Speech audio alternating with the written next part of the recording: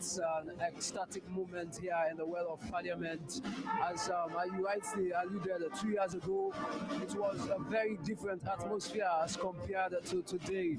Today, the opposition also are in the well of Parliament in this state opening of the third session of Parliament.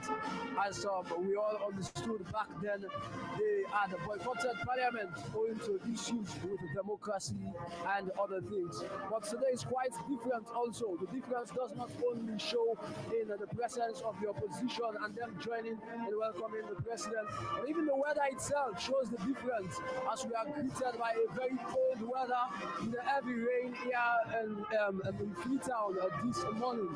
Like my colleague said, here at the forecourt of Parliament, everyone is clad in a very beautiful attire, more so the regimental band of the Sierra Leone Armed Forces, entertaining the public with some of their fine tunes as the president is set to come in. Just now we saw the vice president was in the forecourt of Parliament as he was introduced, and all are waiting for the president to come in. Soon afterwards we shall get into the well of Parliament, where he shall finally address the Republic of Sierra Leone, giving an update on what so far his leadership has done and how far he has gone with the mandate that the people of Sierra Leone has placed on him. Once again, we are live in the well of Parliament at the forecourt. I am Samuel Tolusoya. This is AYV on channel 33 and on DSTV. Again.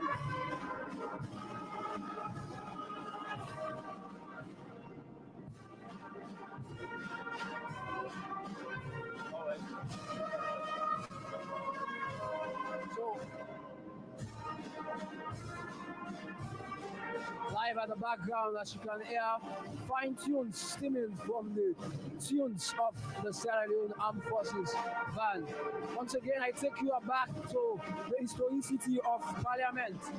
This is the House of Legislature, and the last Parliament was said to be very much active in passing of laws. It has passed more laws than every other Parliament that have sat in Sierra Leone. This Parliament, starting out also, is coming on with a lot as it is in its earlier stage.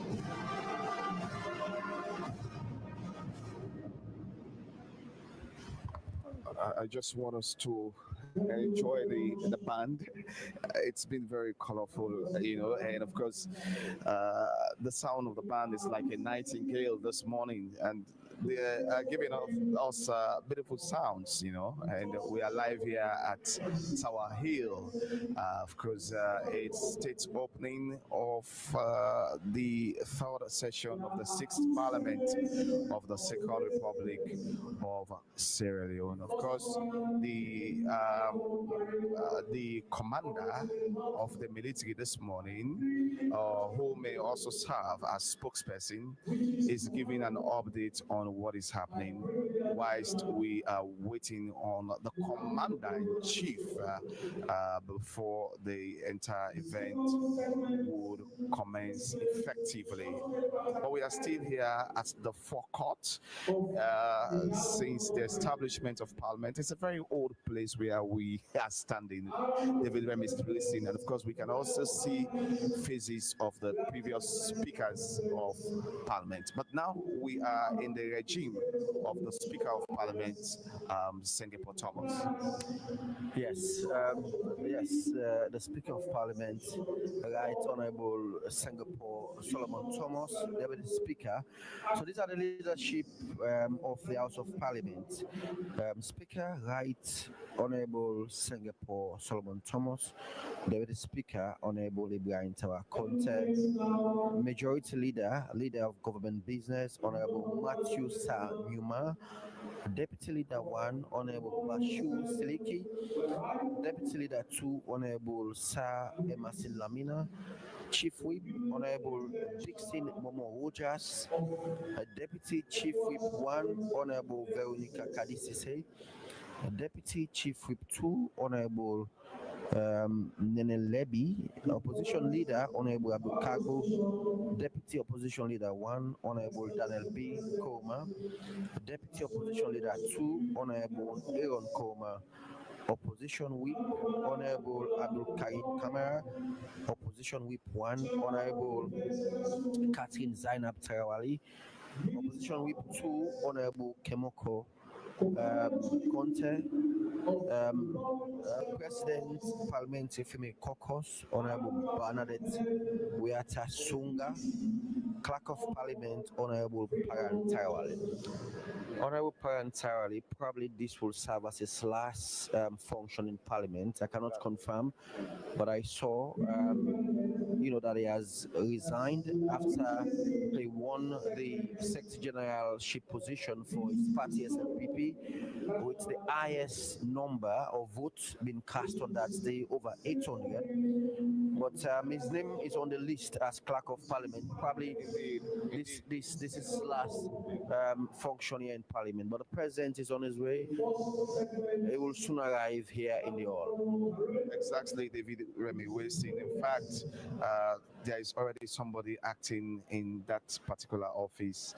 Gilbert Nape is currently acting in that capacity as Clerk of Parliament. We're here giving you a live coverage on what is happening. It's state opening of Parliament. And of course, if you look at Act number 6 of the 1991 Constitution, Section 84, makes provision, of course, deals with the commencement of parliamentary session. It makes provision for the commencement of parliamentary session and the number of sittings.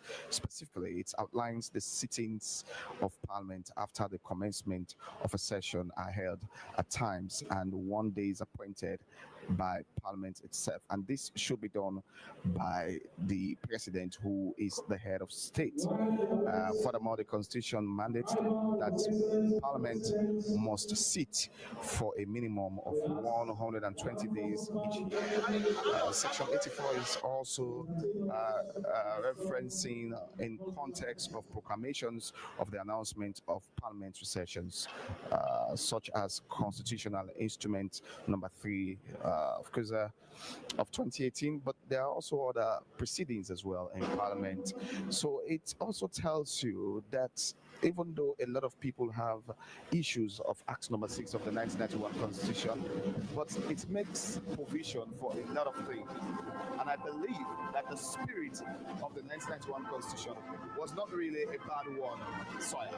Rightly so, Nyake, as you earlier on alluded, let me give a full quotation of Section 84, subsection P of the 1991 Constitution. It states, the President shall at the beginning of each session of Parliament present to Parliament an address on the state of the nation. Indeed, Sawyer, let's enjoy the sound from the brass band.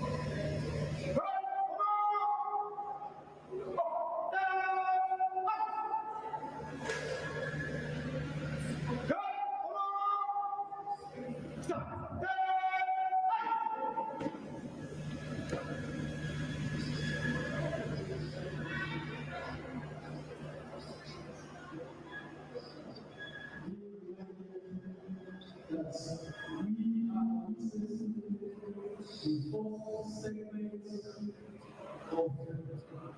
to this soon national event, which is the special meeting of the fourth session of the sixth parliament of the Second the first segment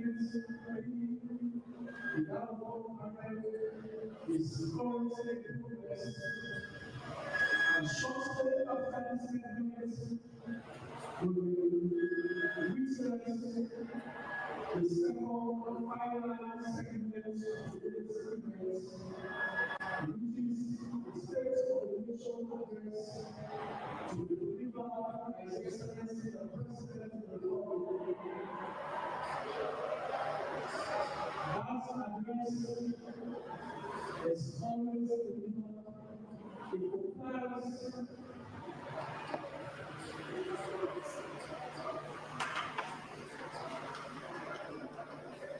as any minutes now will announce the arrival of His Excellency the President, who is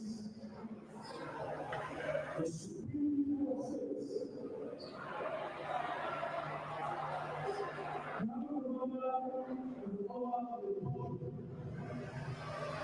Chairman of the Defense Council, Minister of Defense,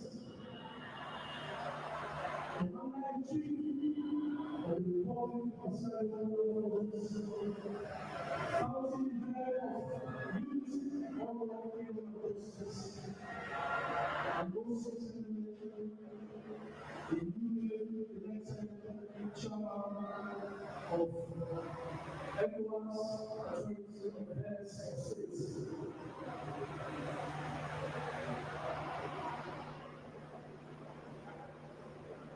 As I said, the new operating segment, His Excellency the President of the Republic, the State of the Nation Address, which will be the second and final segment of today's event.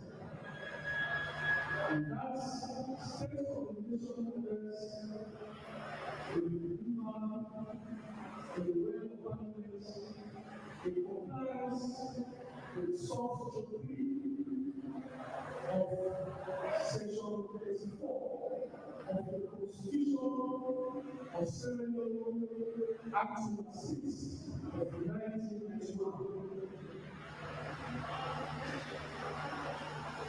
And minutes now, I will announce right now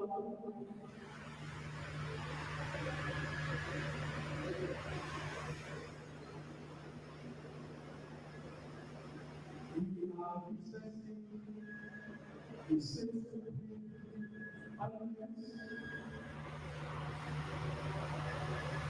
the State of the fourth session of the sixth Parliament of the Second Republic.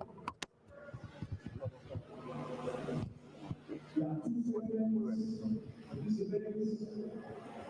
The first being the National Parade, which is currently in progress. Announce the arrival of His Excellency the President.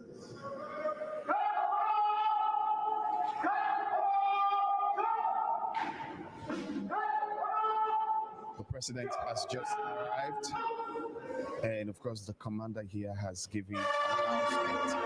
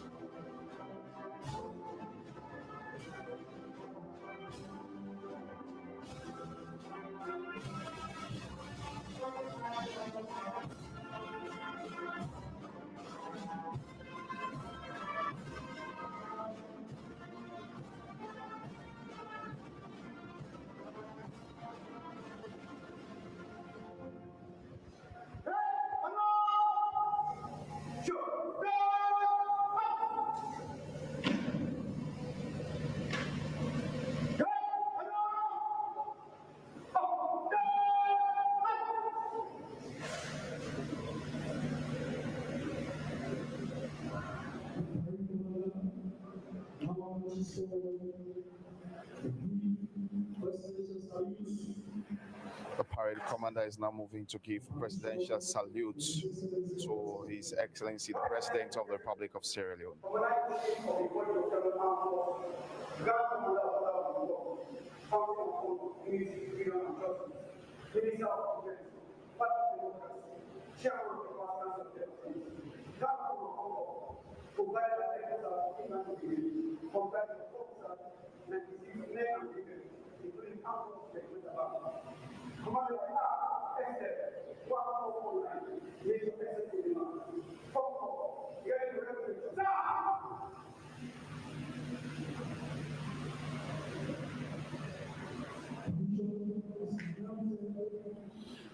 Permission has been granted. Of course, here is a state walk.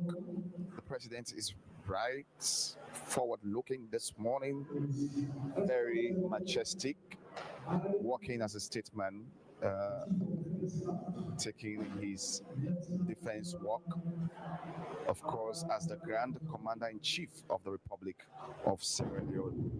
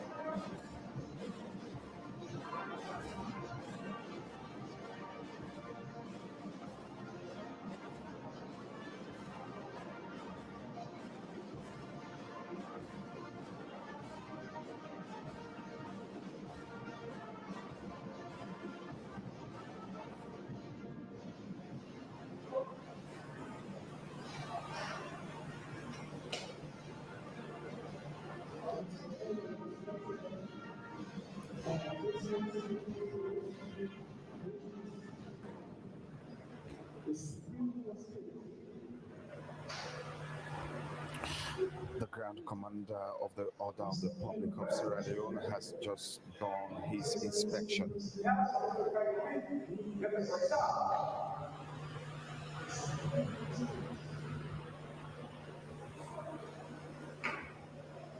We are still here, of course, at Parliament Building, Tower Hill, Freetown. And this is the state's opening of the third session of the sixth Parliament of the Second Republic of Sierra Leone. Of course, the president and his entourage, including the speaker, are now moving to the well of Parliament.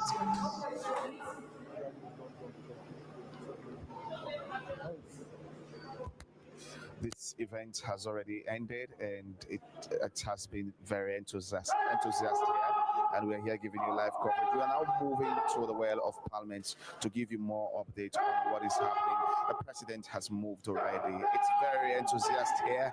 Keep connected. It's AYV TV giving you live coverage on the state opening of the third session of the sixth Parliament of the Second Republic of Sierra Leone. We have already come to the end of the first segment of the national event here this morning.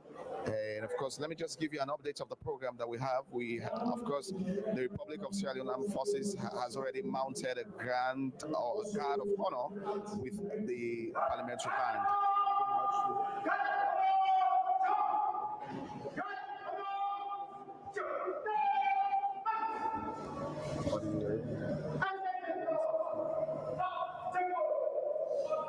The military officers will be marching outside. Immediately they march outside, we have to give you more updates on what is happening in Parliament.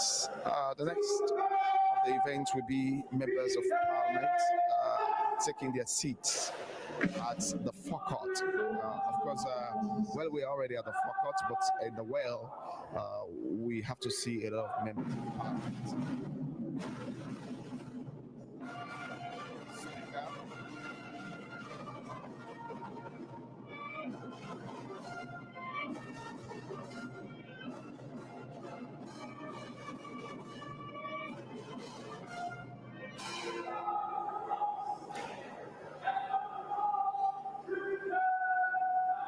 Speaker, the speaker, deputy speaker, ministers, deputy ministers, judges, diplomats, Christian and Muslim leaders are all here this morning. Of course, the president has just finished his parade at the forecourt of Parliament. Today is Thursday, the 7th August 2025, and we're here giving you a live coverage on the state opening of the third session of the sixth parliament of the Second Republic of Sierra Leone. And this is done by His Excellency the President himself, Julius Madabio, who is the President of the Republic of Sierra Leone, who is Commander in Chief, of course, Commander of the Order of the Republic of Sierra Leone, Commander in Chief of the Armed Forces, Fountain of Honor, Freedom, and Justice. The President has just done his inspection. The military officers are still in the parade process, but we will still give you, or we will soon give you, a live update on what is happening in the Well of Parliament.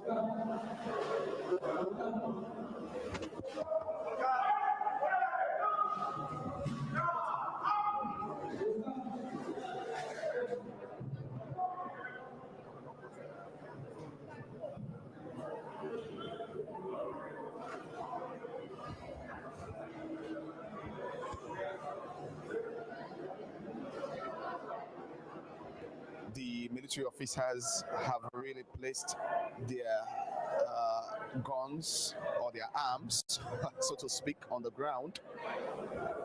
And of course, we're here giving you a live coverage on what is happening. It's the third session of the sixth parliament of the Second Republic of Sierra Leone. Yes, and yes, indeed, we have been here giving you a live coverage on what is happening on the third session of the sixth parliament of the Republic of Sierra Leone in the Second Republic of Sierra Leone. This is a live coverage on the state opening of Parliament. Of course, you've also seen the event. The president has done his inspection. Very soon, we would go to the Well of Parliament and give you live coverage on the event. It's very spectacular this morning. Stay connected to AYV as we continue to give you live coverage here at Tower Hill Parliament Building. We are here at the forecourt, but we'll be moving to the Well of Parliament.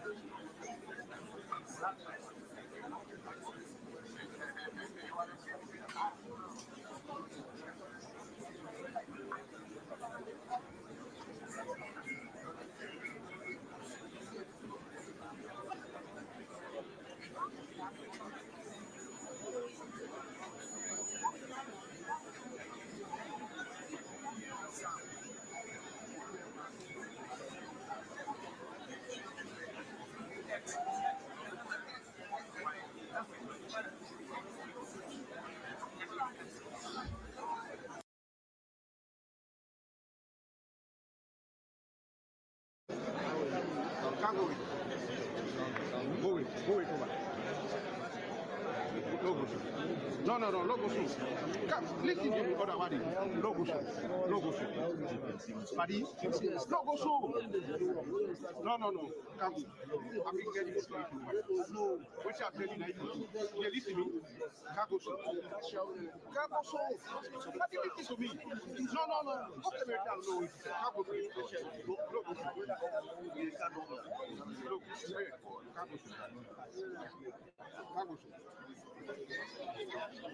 Logo no. I beg for you. If I beg for you, you can't.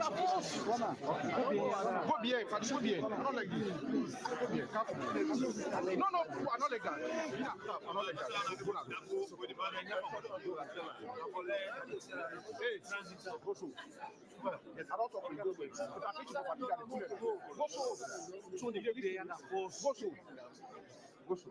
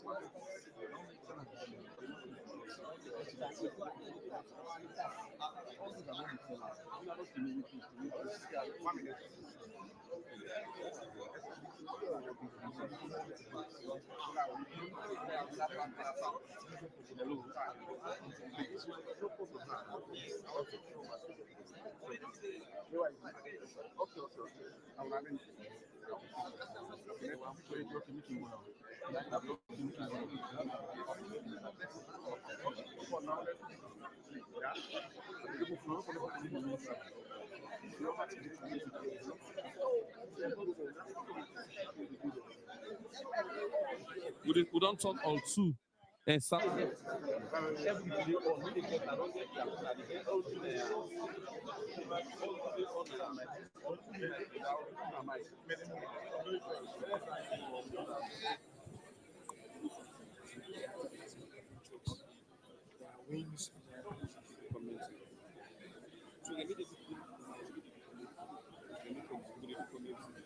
Right, welcome back.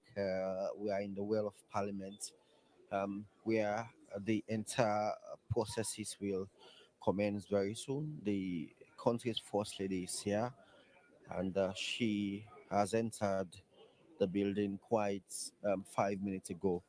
But interestingly, over 7 years or so, we've seen the former vice president who was sacked by his party, Chief Alaji Samsumana, later created the C4C C4C party.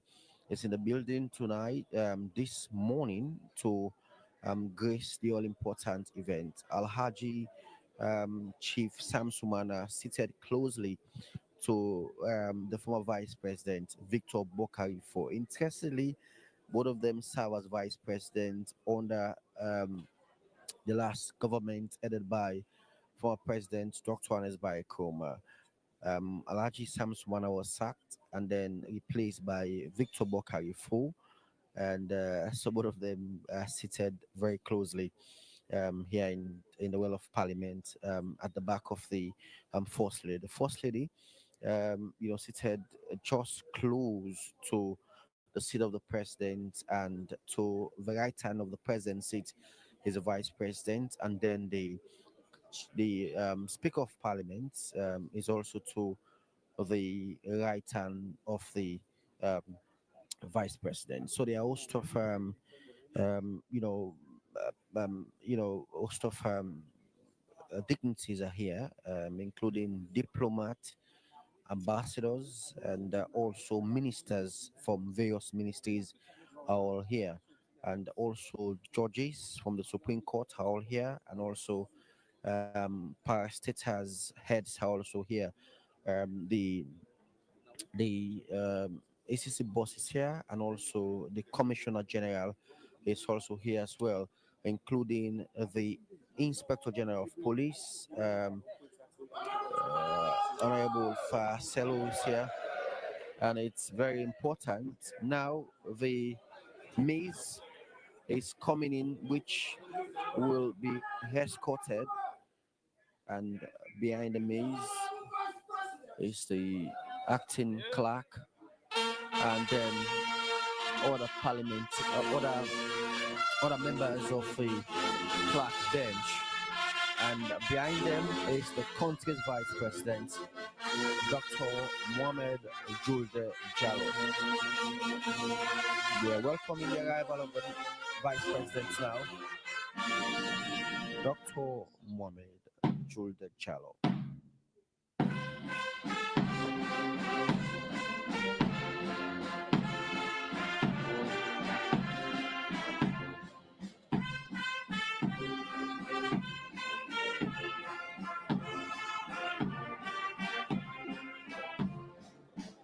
The vice president, behind him is the deputy leader of government business, Honorable Siliki Bashiru One, and the chief whip, Dixon Rogers. Honorable Dixon Rogers is at the behind of the vice president. Most of ministers, including the country's chief minister, Dr. David Moina Seng, is also here, including the Minister of Finance. Is also here. The Minister of Foreign Affairs, Timothy Musa Kabal Haji, is here. The Minister of Transport, Minister of Mines, Minister of Local Government, the Minister of Education, the Attorney General, the Minister of Planning and Economic Development, the Minister of Health, the Internal Affairs Minister, the Minister of Political Affairs, the Minister of Labor, the Minister of uh, um, Basic Education, the Minister of Higher Education, the Minister of Youth Affairs, the Minister of Gender and Children Affairs, the Minister of Social Welfare, the Minister of Information, the Minister of Communication, pardon, and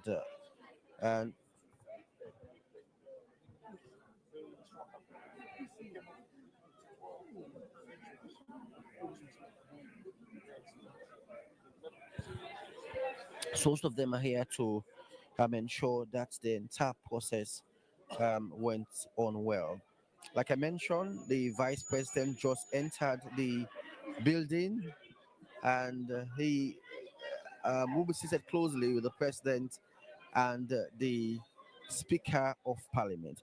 But let's see if we can talk to members of Parliament, or representative from government, including the Chief Minister, who is here to grace this occasion, and he's been entertained by the opposition. And they are cracking jokes, and that is the most important thing in politics that we have been talking about for quite a long time, as well. So it's interesting that we'll be talking to members pretty soon about the proceedings and what this means and how important these days for Sierra Leone. We are the president will be reading his scorecard, what he have done so far, his plans, his achievements, and what he aims for Sierra Leone in terms of development. But we have the Chief Minister here who will speak to, good morning and welcome to AYV Television, the country's Chief Minister, sir. You have 1 second. Oh, yes. We wanted to speak to the Chief Minister, about the entire process. But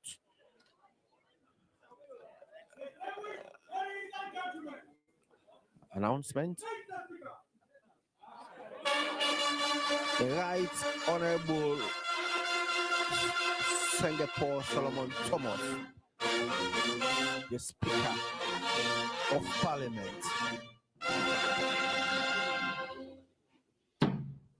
The Speaker of Parliament is arriving in the building now to take his seat.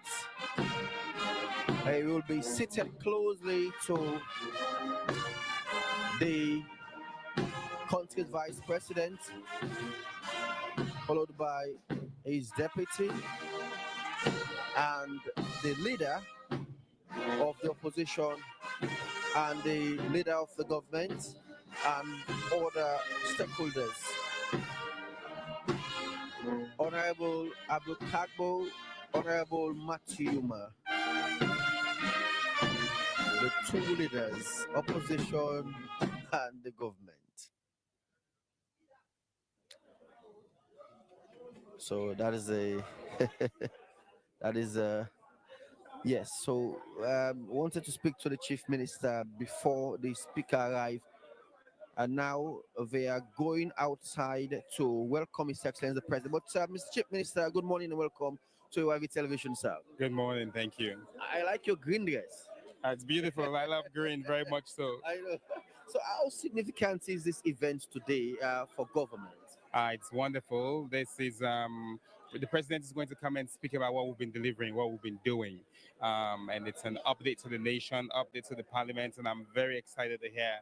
You see lots of joy, lots of excitement. The people in APC, the people in SLPP. This is what the country is supposed to be: beautiful sea of green and red.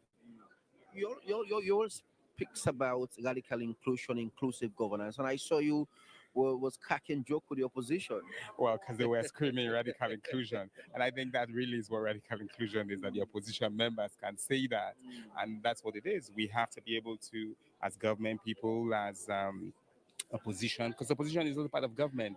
The parliament is part of government, and we have to work together constructively to be able to transform our country. There should be no barriers, no east, west, north or south, Christian, Muslim, young, old, disabled, none. That anybody who starts that conversation is divisive for the country. If you begin to say, I come from Bo, I come from Pujon, I come from the north, you're divisive. And we must put an end to that. And we must ensure that we all work together to fix this country. This is the third session, the fourth session of the sixth parliament. The members of the APC were not here. and that was a mixed feeling. And when we saw here from the president said, Two of them were here. yes, but the third session, all of them are here. Yeah, it's a What full does, room. yes, what does Um, this mean? I think it's wonderful. It's good. This is what national development is about, and we're excited. And then we had the agreement for national unity tripartite, which I led, and today we've paid their backlog, all of them, and that's wonderful. It's an exciting thing. Thank you very much. Okay, yes, it's the country's chief minister we spoke to just now, and we're expecting the president will arrive in pretty soon. His scope is entered into the building now, and we're expecting the president to arrive very soon. Yes, His Excellency the President, retired Brigadier Julius Madabio, is in the building to take his seat, and then the proceedings commence. The president is going to read his scorecard, what he has done so far, and what is expected to be doing in the coming years from his government. Opposition members of parliament are all here, and they're fully there, including the ruling party members, diplomats, and ministers, MDAs. They are all here. The president will take a seat very soon.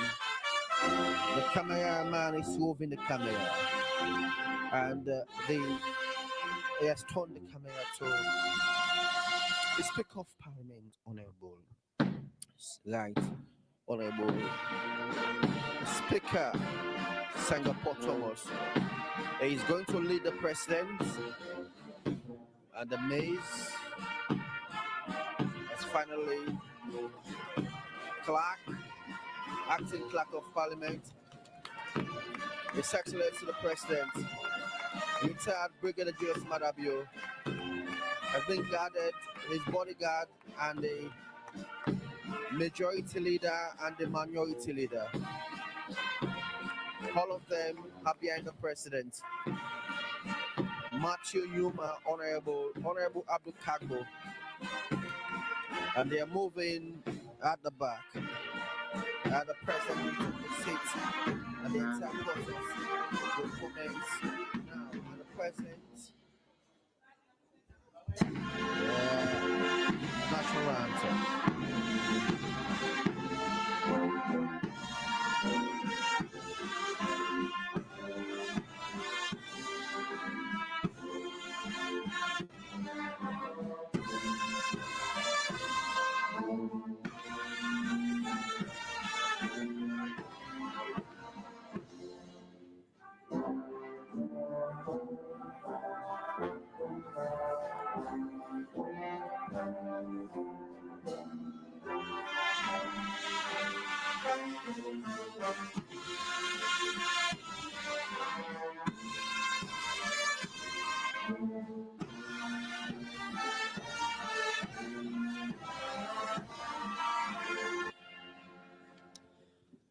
The national anthem of Sierra Leone, and His Excellency has seated, meaning all of us will be going to our right seats now, and the leader of the opposition and deputy also taking their seats and taking their seats. So yes. So and now so we'll go to our right seats, and we're expecting the president now to commence the entire process. Now the parliament is sitting commence and prayers have started. Yes. Ibrahim Bari, the National Secretary of the Supreme Islamic Council of Sierra Leone, to lead us in Muslim prayer.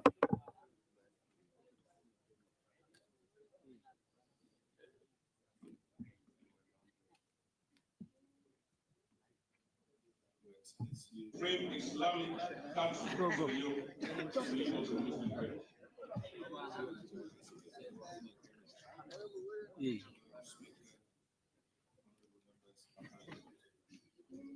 Honorable Ministers, Your Excellency, President of Sierra Leone, Honorable Vice President, Assalamu alaikum wa rahmatullahi wa barakatuh. In the name of Allah, the most gracious, the most merciful, peace and blessing be upon our noble Prophet Muhammad sallallahu alaihi wasallam. I would like to start my prayer with a quotation from the Holy Quran to emphasize the strategic and important role of the House of Parliament and those who have responded to their Lord and established prayer and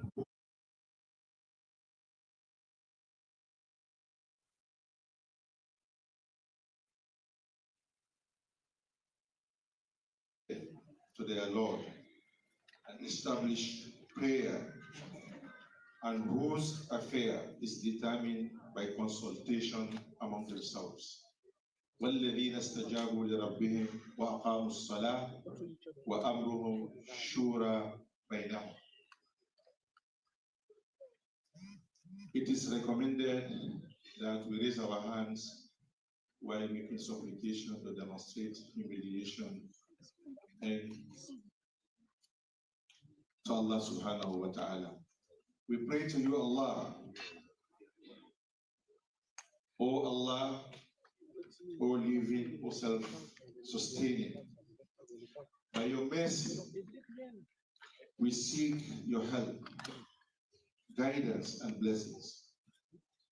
Open for this honorable House of Parliament the doors of goodness, success, progress, compassion, and courage to enact laws that will be in the best interest of the people of this nation. O Allah, strengthen our unity and peace and social cohesion. O Allah, forgive our sins, relieve our worries, heal our sick, pay off our national debt, cure our afflicted, and ease our difficulties. We pray to you, Allah, for our President, His Excellency, Brigadier Retired Julius Maada Bio, to guide him and protect him and to help him and to support him. We pray for his government to be successful. Oh Allah, we pray for this House of Parliament so that he will be their helper, their guardian, their supporter, so they may perform their legislative duties in the best possible way and in the manner that you love and are pleased with. ربنا آتنا في الدنيا حسنة وفي الآخرة حسنة وقنا عذاب النار. Can we kindly recite Surah Al-Fatiha? أعوذ بالله من الشيطان الرجيم. بسم الله الرحمن الرحيم. الحمد لله رب العالمين. الرحمن الرحيم. مالك يوم الدين. إياك نعبد وإياك نستعين. اهدنا الصراط المستقيم. صراط الذين أنعمت عليهم غير المغضوب عليهم ولا الضالين. آمين. Thank you. Now, for the purpose of the Christian prayer, I want to call on Apostle Maurice Sanford, the national head of the Church of Pentecost Sierra Leone.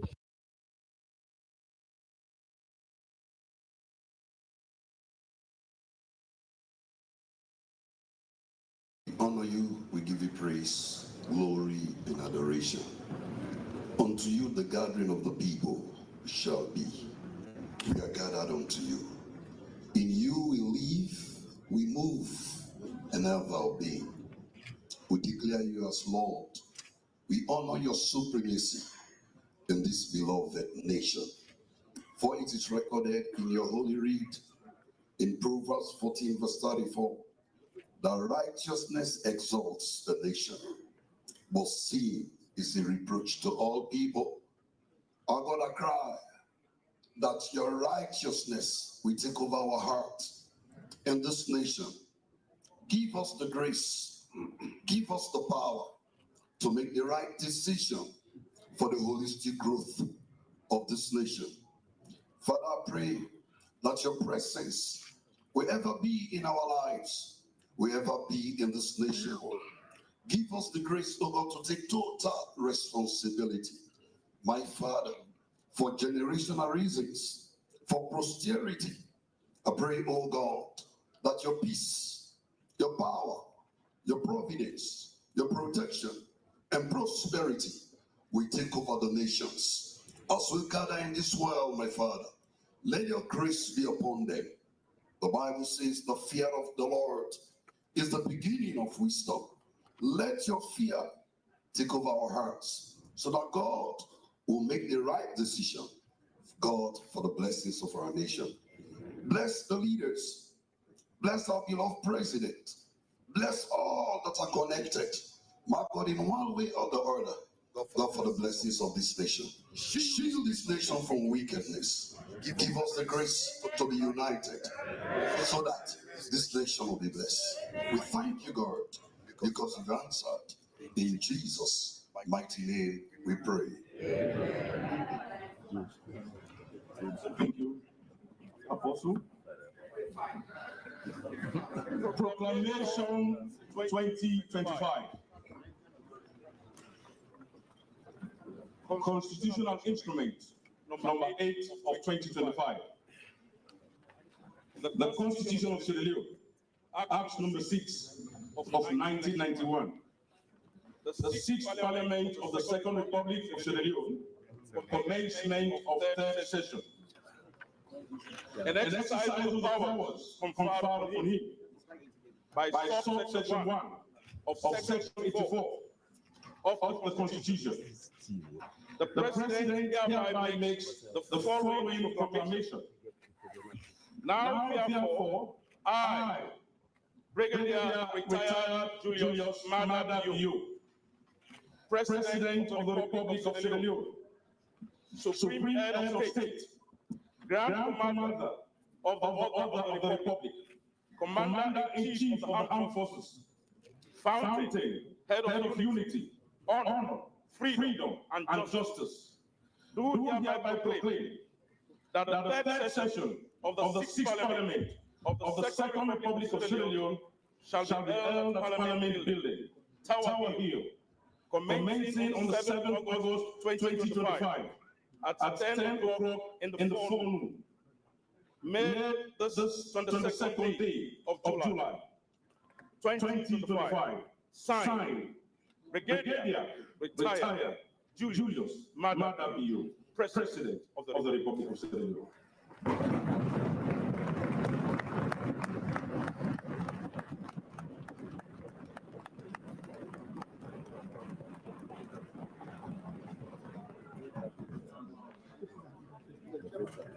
Honorable Vice President, Mr. Speaker, my Lord the Chief Justice, Excellency the First Lady, Ministers, Deputy Ministers of Government, and honorable members of Parliament, Your Worship, the Mayor of Freetown, Your Excellencies, members of the Diplomatic and Consular Corps, distinguished ladies and gentlemen, praise silence for His Excellency the President.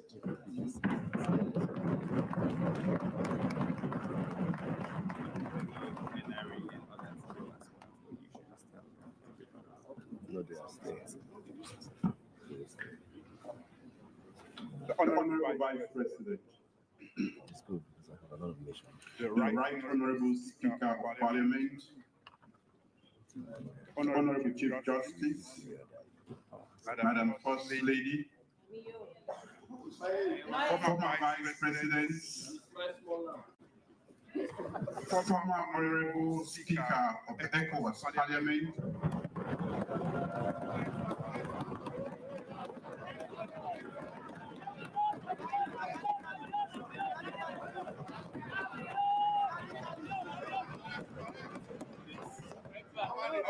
members of the judiciary, members of government, honorable members of parliament, our revered traditional and local government leaders, our religious leaders, the mayor of the municipality of Freetown,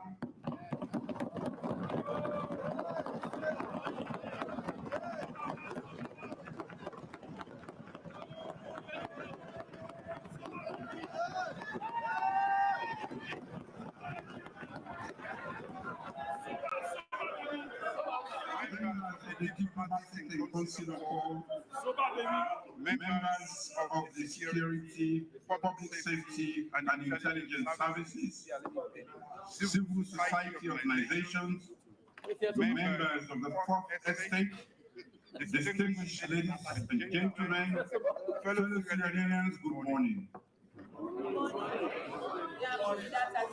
I'm here before you today with deep humility and gratitude to open the third session of the 6th Parliament of the Second Republic of Sierra Leone.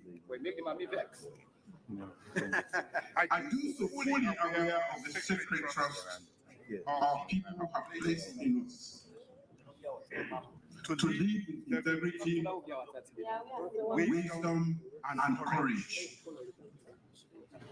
This house is the beating heart of our democracy.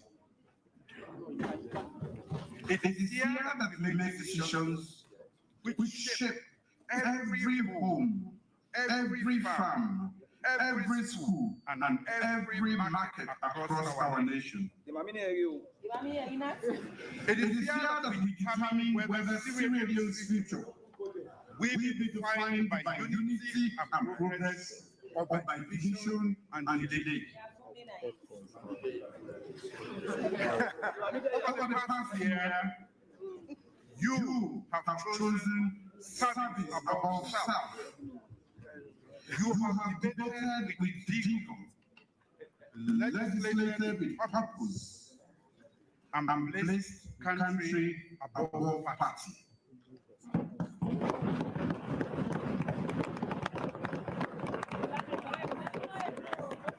Whether stabilizing our economy, reforming the petroleum sector, strengthening national security,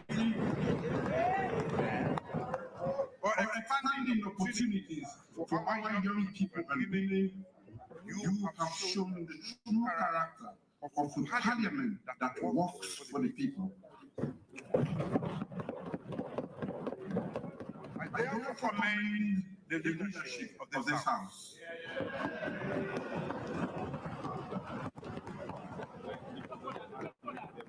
Every honorable member,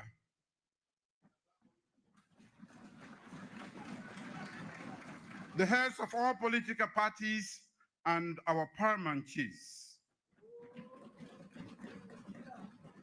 you have fulfilled your mandate with honor and earned the gratitude of a proud and hopeful nation. Mr. Speaker, honorable members, I will lay before this honorable house a comprehensive report detailing our governance record and achievements from the year past. I trust Parliament will give it the careful review it deserves, consistent with your oversight mandate and our shared responsibility for national transformation. My address, however, is not about reciting figures. It is a story of progress and possibility.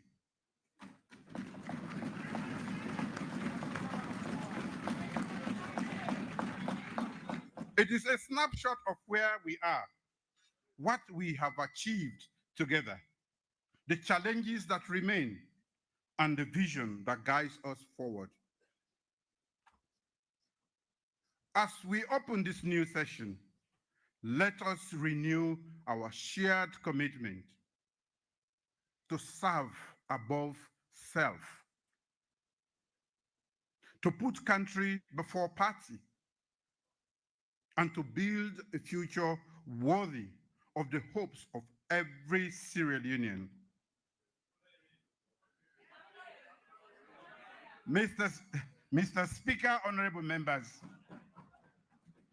we meet at a moment of both optimism and responsibility.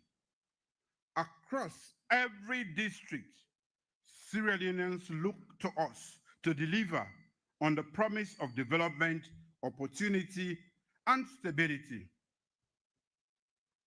It is a profound responsibility and a sacred trust.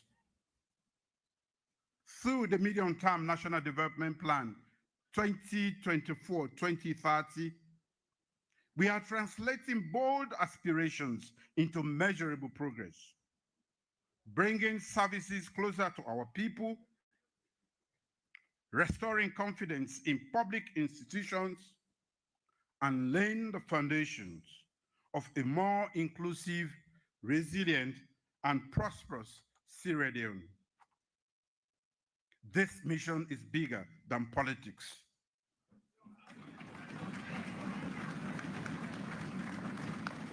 Bigger than any one of us. It is a task of a generation. The Big Five Game Changers overview. Honorable Speaker, Mr. Speaker, honorable members, our vision is anchored in the Big Five Game Changers. The core priorities at the heart of the national transformation agenda. I will highlight the key progress we have made in transforming agriculture, expanding human capital, empowering our youth, driving digital and infrastructure growth, and building a transparent and accountable public service. These are practical steps that are already changing lives. How we grow our food, educate our children, empower our youth, and power our economy, and make governance more accountable. Game changer one fits alone, agriculture and food security. Mr. Speaker, honorable members, when we launched the Big Five Game Changers in 2023, we set out a simple truth. Sierra Leone must stand on its own feet. We cannot truly prosper if we depend on ships sailing to our shore for our daily food. That is why Feed Salon sits at the heart of our agenda.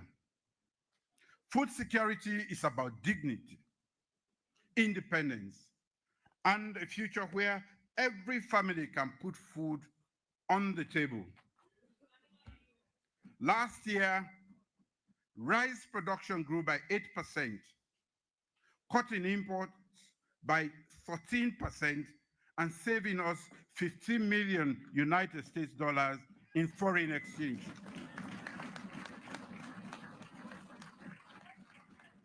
For the first time in my own living memory, the price of rice has fallen by over 20%.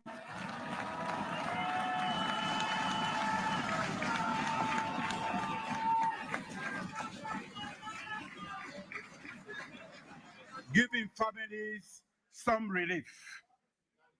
We have opened 3 new rice mills, reducing waste and boosting local processing. For the first time, the World Food Programme buys 30% of its rice from farmers in Sierra Leone. This is a dramatic shift from years of near total import dependence. The story is similar for other foods. Egg imports have decreased by 21%.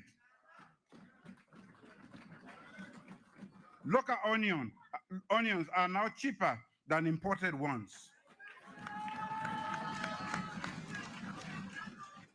And we are exporting vegetable oil for the first time.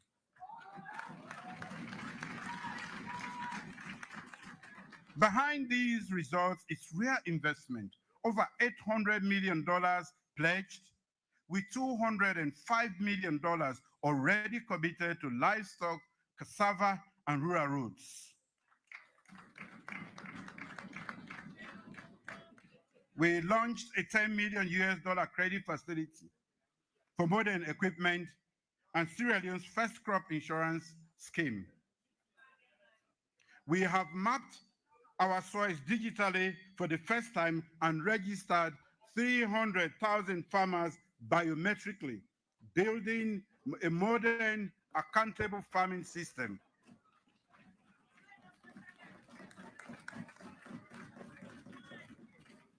"420 kilometers of feeder roads and new bridges are under construction to connect farmers to markets.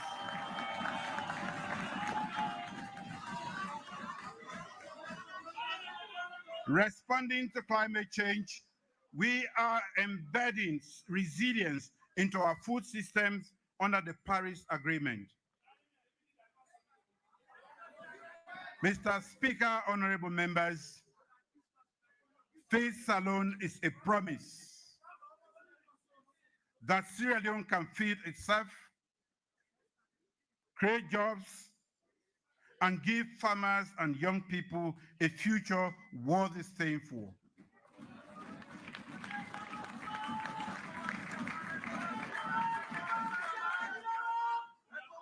The fisheries sector.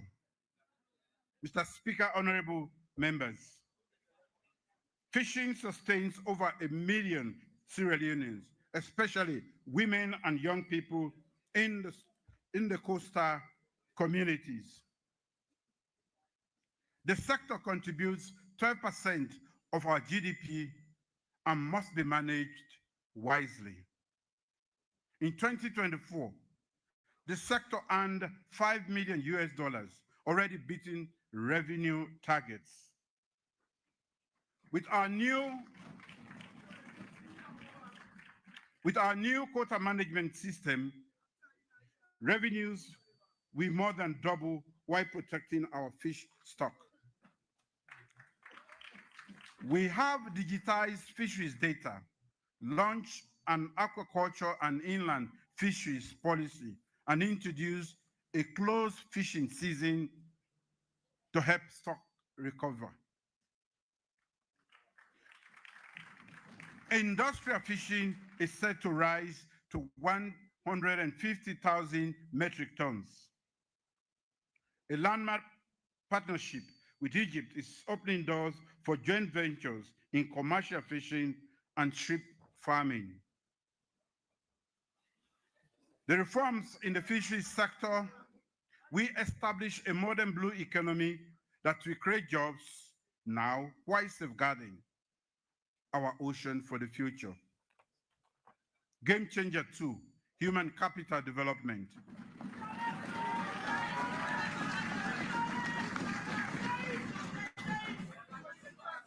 Basic and senior secondary education. Mr. Speaker, honorable members, no nation can rise above the quality of its people.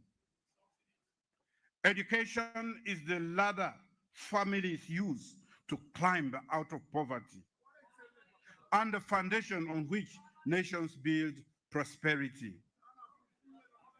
When I visit schools, I see children full of hope. Some work for mice, some study by candlelight, yet they keep dreaming. We promised that education will never again be a privilege for the few, but a right for every child. Today, we are delivering on that promise. Since 2018, enrollment, retention, and completion rates have all risen. We have built over 1,500 classrooms and upgraded school water and sanitation facilities. We have trained more than 20,000 teachers, including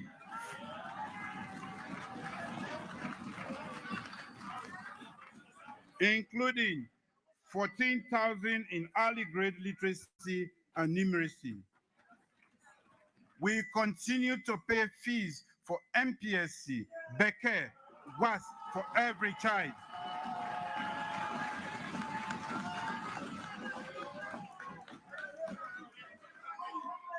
Girls are thriving as never before.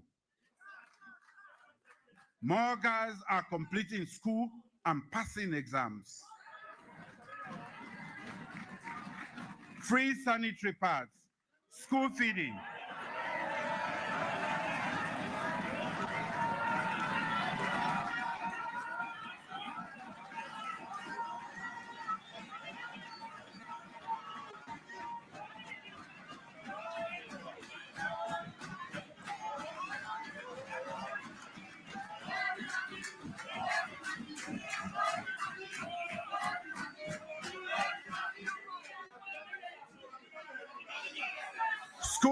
and targeted support for child mothers are helping them return to school and succeed. Independent assessments show our students are now matching their peers in Africa's best performing education systems. Education is our moral duty. An educated child is a free child, a productive citizen, and a future leader. Technical and higher education. Mr. Speaker, honorable members, education must prepare our young people for the jobs of tomorrow. In our first term, we laid the foundation. In this term, we are consolidating that work, building a competitive, future-ready workforce. We are reforming technical and higher education to match skills to jobs. The Work Don't Come project, backed by the African Development Bank, is revitalizing technical institutes to train youth in agro-processing, waste management, digital skills, and entrepreneurship.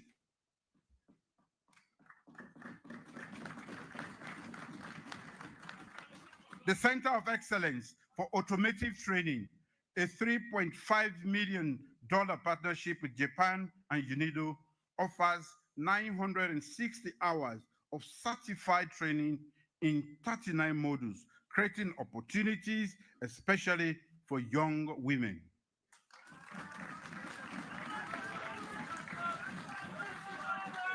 Through the recognition of prior learning program, informal workers in construction and HVAC are getting certified for skills they already have.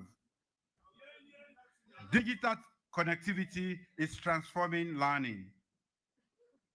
With ELCOM and Starlink, we connected 9 universities across 23 campuses to affordable internet, reaching over 10,000 students in just 90 days. This year, with UNDP's Timbuktu initiative, we will launch Uniport, Hub for Digital Entrepreneurship and Innovation. We passed 2 landmark laws: the revised Tertiary Education Commission Act and the National Commission for Technical and Vocational Education Act to strengthen governance and quality. A national research and innovation policy is being developed to position universities as drivers of industrialization and climate science. We are upgrading Maitre Magai and Bonobo campuses, fast-tracking Cornell University of Science and Technology, and producing 14,000 school furniture units locally, creating employment. The digitized Sierra Leone Students Loan Scheme has supported over 1,000 postgraduates and will soon extend to undergraduates, ensuring that no dream ends for lack of money. Every country's greatest wealth is its people. By investing in their skills, we invest in Sierra Leone's future. Healthcare, building a resilient and inclusive system. Mr. Speaker, honorable members, A nation's wealth means little if its people are unhealthy. People are unhealthy. Nobody should die giving life. No child should die due to lack of care. We have strengthened our healthcare system, building hospitals, training doctors, and expanding services to every district.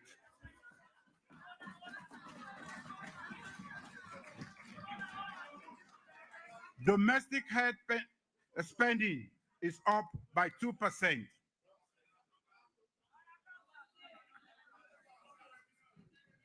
The Sierra Leone Social Health Insurance Scheme is reducing out-of-pocket cost.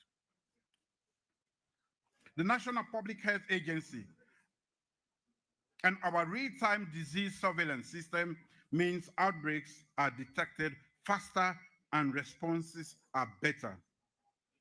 We recruited 15% more health workers, bringing the total to over 14,000 and double medical school enrollment. Over 40 doctors are training locally in specialist fields through the Postgraduate College of Health Specialties. Key investments include the 166-bed Julius Maada Bio Pediatric Center of Excellence in Lumley, modernized regional and district hospitals, ambulances in all 16 districts, oxygen plants in regional capitals for critical care. Maternal and newborn deaths have fallen by 70%. And immunization coverage has improved nationwide.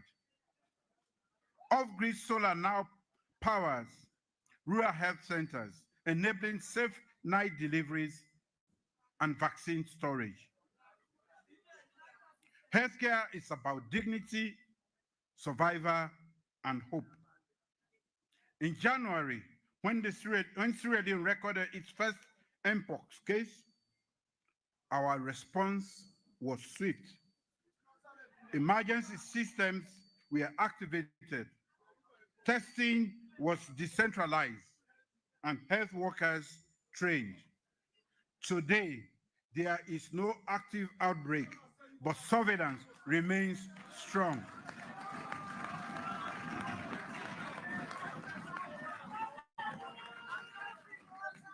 Gender equality and children's affairs. Mr. Speaker, honorable members, gender equality remains central to our national agenda. The Gender Equality and Women's Empowerment Act is being implemented through gender units in ministries, gender budgeting, and training. We continue to fight sexual and gender-based violence with stronger legal systems, psychosocial support, and nationwide awareness campaigns. We passed the Prohibition of Child Marriage Act and laid the Child Rights Bill, which will consolidate legal protection for every child. Social welfare and protection. Mr. Speaker, honorable members, my government is committed to fostering a just and inclusive society by expanding social protection, promoting disability inclusion, enhancing mental health services, and providing support for elderly people and retirees. Two landmark laws, the Social Work Regulatory Act and the Social Protection Act, are building stronger systems for the elderly, retirees, and persons with disability. Through the National Social Safety Net, 84,000 elderly-headed households have been registered digitally. With cash transfers, over 11,000 elderly citizens aged 75 and above. NACIT is expanding social security to provide protection to even the informal sector. To combat drug abuse, rehabilitation centers in Hastings and Bo have helped over 400 former drug users rebuild their lives. We are also addressing substance abuse among persons with disabilities through programs combining rehabilitation with vocational training. Already 200 people are training in tailoring in Makeni and Freetown. With a $1 million India UN grant, we are establishing ski centers and a disability village to empower vulnerable citizens. A nation's strength is measured not by how it treats the powerful, but how it protects the vulnerable. Water and sanitation. Mr. Speaker, honorable members, clean water and adequate sanitation are basic rights. We created the Ministry of Water Resources and Sanitation, launched the Western Area Peninsula Water Fund, and introduced new regulations on groundwater use, pollution control, and dam safety.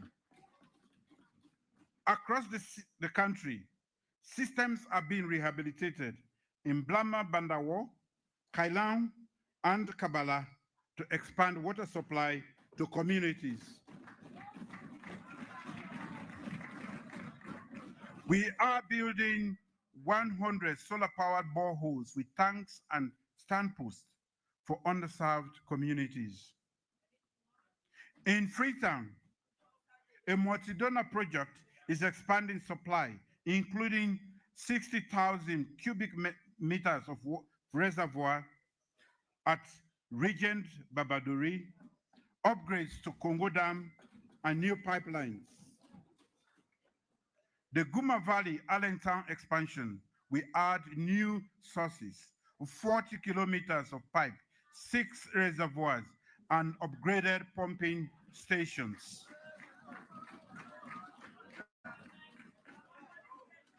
Clean water does more than just quench thirst. It keeps our children in school, reduces disease, and free up our women and girls to build their future. Game Changer 3, Youth Employment Scheme. Mr. Speaker, honorable members, everything we have achieved in education, health care, and skills development leads to one goal: creating real opportunities for our young people. If our youth do not find jobs at home or hope, they will look for it elsewhere, or worse, fall prey to drugs and violence. 2 years ago, I launched the Youth Employment Scheme, a bold pledge to create 500,000 jobs in 5 years. This was a promise to fight for the right of every young Sierra Leonean to opportunity, dignity, and hope.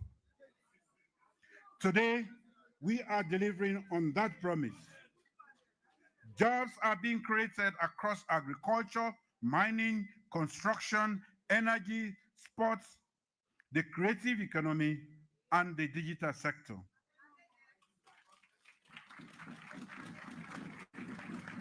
Thousands of young people are receiving technical training in various fields, including mechanics, construction, hospitality, welding, and entrepreneurship.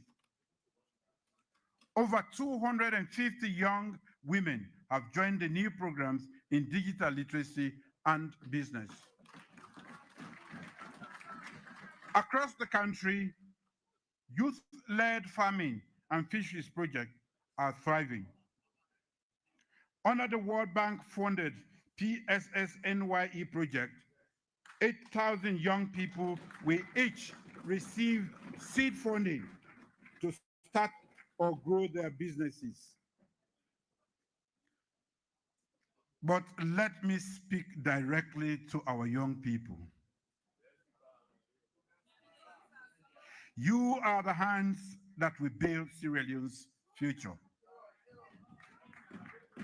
Your dreams matter more than diamonds or gold.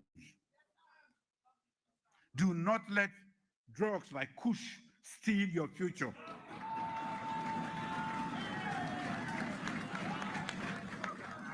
As we continue our fight to combat drugs and substance abuse, do not give in to hopelessness or anger.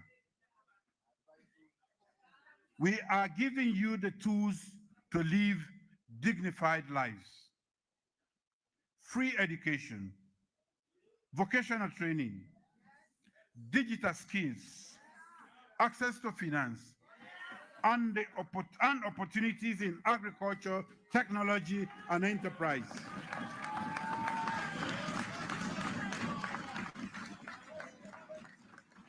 But opportunity alone is not enough. Discipline, courage, and self-belief must follow. And that is what I ask of you, the young people of this country. When you choose to learn a skill, to start a business, to grow your own food, you are already shaping Sierra Leone's destiny. Your hands must build, your minds must create, your voices must lead. This government, I assure you, will stand with you, invest in you, and fight for you.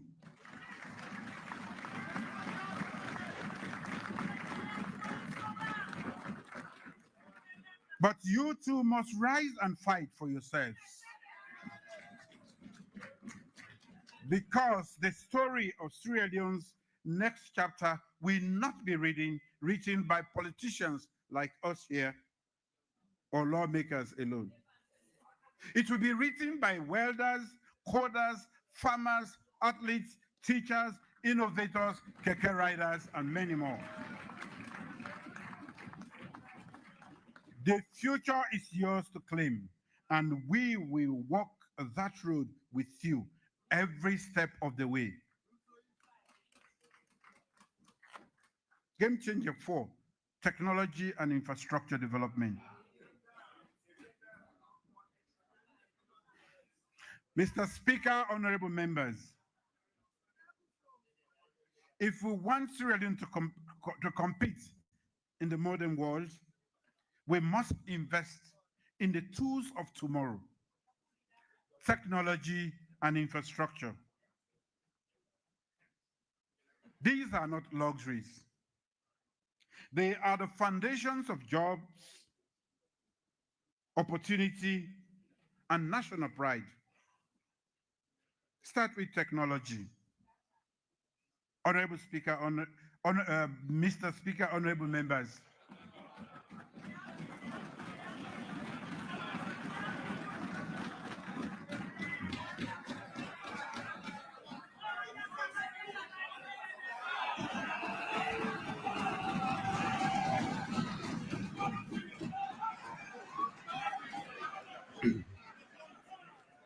Mr. Speaker, honorable members, technology is no longer optional. It is the engine of modern life, powering everything from farming and running businesses to delivering public services. At the 2025 Salon Innovate Digital Government Summit, we celebrated the creativity of our young people, young innovators, especially women, designing solutions in AI, cybersecurity, coding, and entrepreneurship. A young farmer even won the Presidential Innovation Prize for Digital Farming Hub for a digital farming hub, prove that our youth can lead in innovation when given the chance. Government services are now easier to access. Payroll and attendance are digitized, cutting ghost workers. A new government yellow page connects citizens directly to contacts and services across ministries. These reforms are backed by over 100 million United States dollars in investment from China Exim Bank and the World Bank, funding fiber optic expansion in 14 districts, new digital skills programs, and modern service platforms. Energy infrastructure.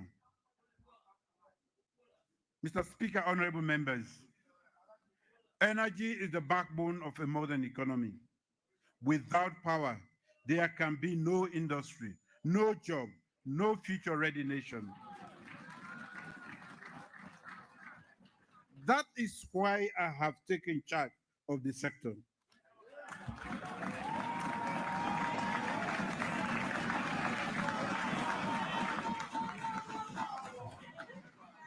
I believe leadership must be hands-on, as policy without action is ineffective. Last year, we signed the landmark 480 million United States dollars MCC compact to expand our transmission infrastructure, support electricity distribution, governance, and sector reform. In January 2025, the US government launched a global review of MCC compacts around the world. As your talk and do president,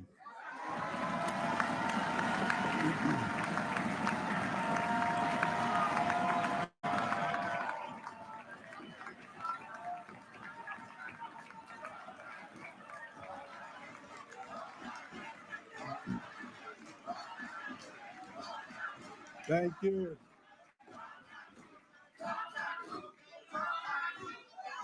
As your talk and do president, I am proud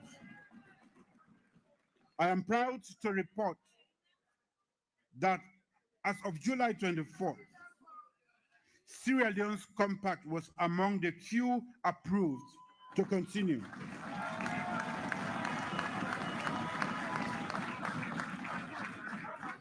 A strong endorsement of our leadership, reforms, and our partnership with the United States of America.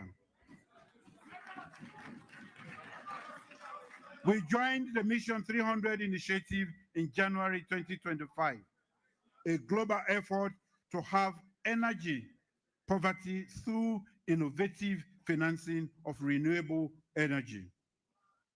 We are finalizing the Mission 300 Energy Compact, targeting 2.4 billion to expand electricity access to 78% of the population and raise renewable energy to 52% by 2030. To meet rising demand, we are expanding our national generation capacity through strategic projects that are already underway. 108.5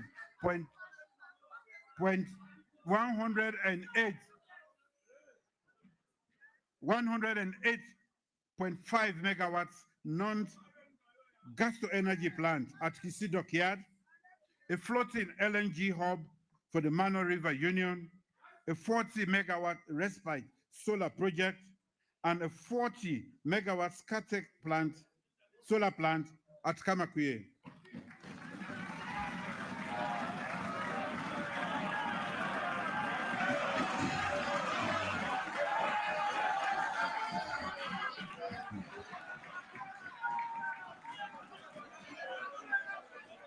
We are upgrading existing generation assets at Kintom and Black Hole Road, doubling capacity at the Dodogoma hydro plant by converting it into a hybrid hydro solar facility and expanding Bumbuna by an additional 50 megawatts with support from OPEC. Through CLSG and SLIP, power has reached schools, health centers, and rural communities. Our goal is clear: to generate over 1,000 megawatts of power by 2030.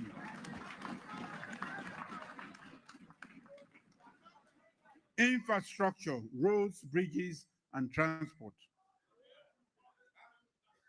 Mr. Speaker, honorable members,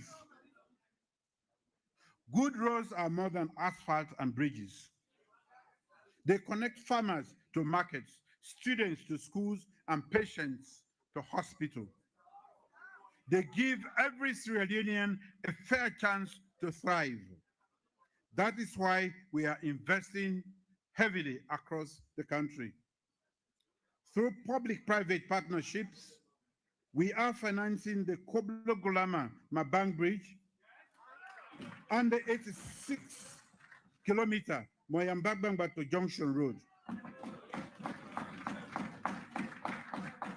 Proposals for the 85-kilometer Mano Junction, Tongo, Bumpe, Kwedu roads are under review.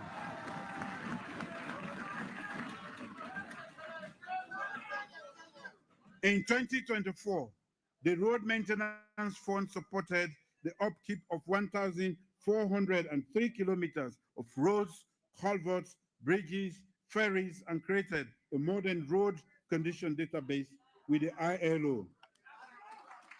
This year, 39.7 million new loans has been allocated to local councils for road maintenance and rehabilitation. Beyond roads, transport is also about connecting people and building inclusion. We launched the 50 Wakafine buses, serving 25,000 passengers daily, nearly half of them women and people with disabilities. At Lumley, we opened the modern public transit terminal. And we are building a marketplace with daycare for 2,500 traders, giving working mothers a safe, a more supportive space.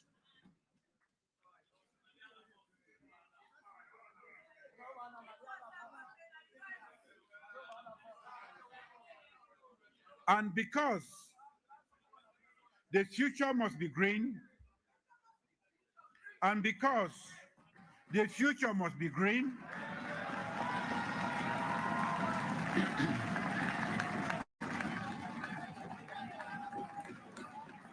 we are developing a national policy for electric buses in partnership with South Korea.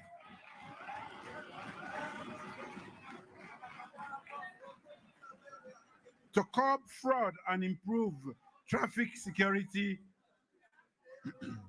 we introduced the RFID vehicle licenses, biometric driver's licenses, and digital number plates. New service centers and mobile registration units are bringing services closer to remote communities. Mr. Speaker, honorable members, these achievements ensure fairness, dignity, and shared prosperity. Development must reach every Sierra Leonean, not just those of us in Freetown. Game Changer 5, revamping the public service. Mr. Speaker, honorable members, good governance begins with a public service that truly serves the people, one that is efficient, fair, and accountable. A government can only deliver when its institutions are strong, trusted, and focused on results. Over the past year, We have taken bold steps to transform our public service into a modern, professional institution that delivers for every Sierra Leonean. For the first time since 2011, we updated the Civil Service Code, introduced clear performance appraisers, and digitized key HR processes from recruitment to training. These changes are building a culture of professionalism and accountability. Soon, this House will receive a new public service policy and bill to strengthen the legal framework. For the first time, our draft revised constitution will dedicate an entire chapter to the public service, embedding integrity and merit at the heart of governance. Accountability in the public service.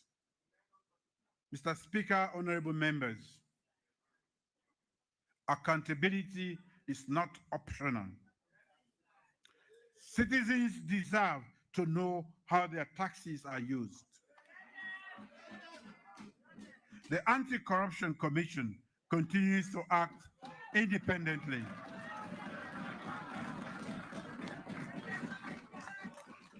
In 2024 alone, it recovered nearly 35 million new loans and achieved 90% compliance through its online asset declaration system. Sierra Leone is now ranked among the top 10 most improved countries on the Mo Ibrahim Governance Index.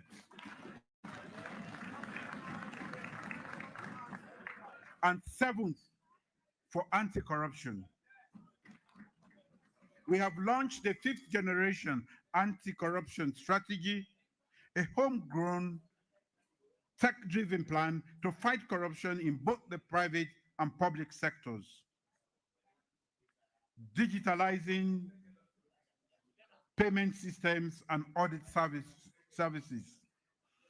Mr. Speaker, honorable members, we are modernizing how government manages money. The Integrated Financial Management Information System, IFMIS, is now live in 20 MDAs, making payments faster, more transparent, and harder to abuse.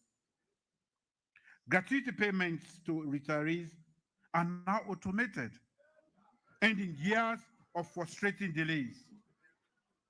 Audit Service Sierra Leone has expanded its coverage to 88% of public spending and now conducts performance audits to ensure that resources deliver real value for citizens. These reforms boost trust in our institutions. A nation can only succeed when its people believe that public resources are used for the public good. This is the government we are building, a government that works, delivers, and remains accountable to the people it serves. We are laying the foundation for a public service that is honorable, professional, and citizens of focus. Because good governance is not about grand speeches, it is about results that the people can feel in their lives. Critical sectors and cross-cutting areas. The economy. The economy.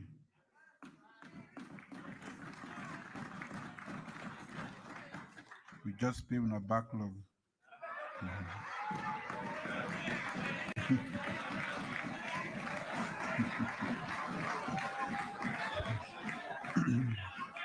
Mr. Speaker, honorable members, let me now highlight critical sectors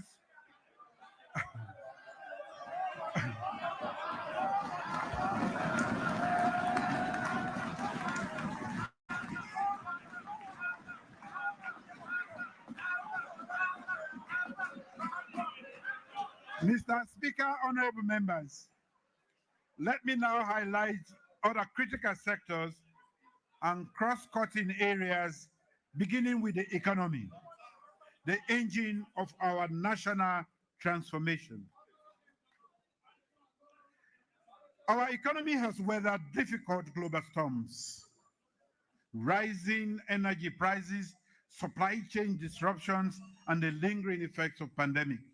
Yet, Sierra Leone has remained resilient. In 2024, GDP grew by 4%, driven by mining, agriculture, construction, light manufacturing, and tourism. Inflation fell from 54.5% to 9.38% by April 2025.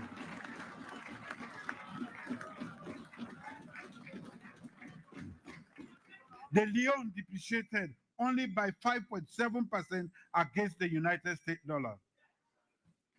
These gains show that our fiscal and monetary reforms are working. Domestic revenue reached 14.6 billion new loans. The fiscal deficit narrowed to 4.8 of GDP, and public debt declined to 39.5% of GDP through disciplined repayment and exchange rate stability.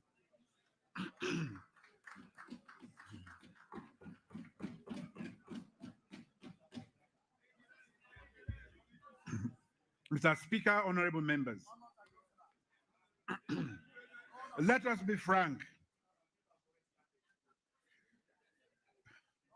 We cannot build our future on aid. Sierra Leone must fund its own development.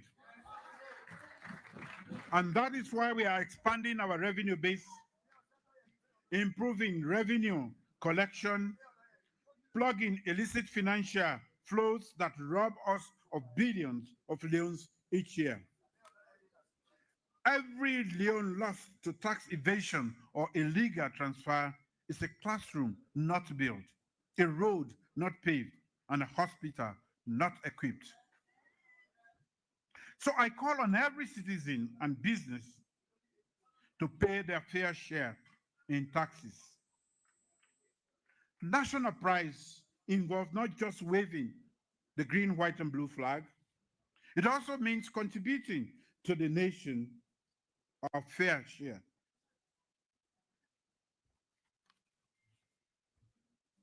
The IMF's $240 million extended credit facility approved in November 2024 is not a handout.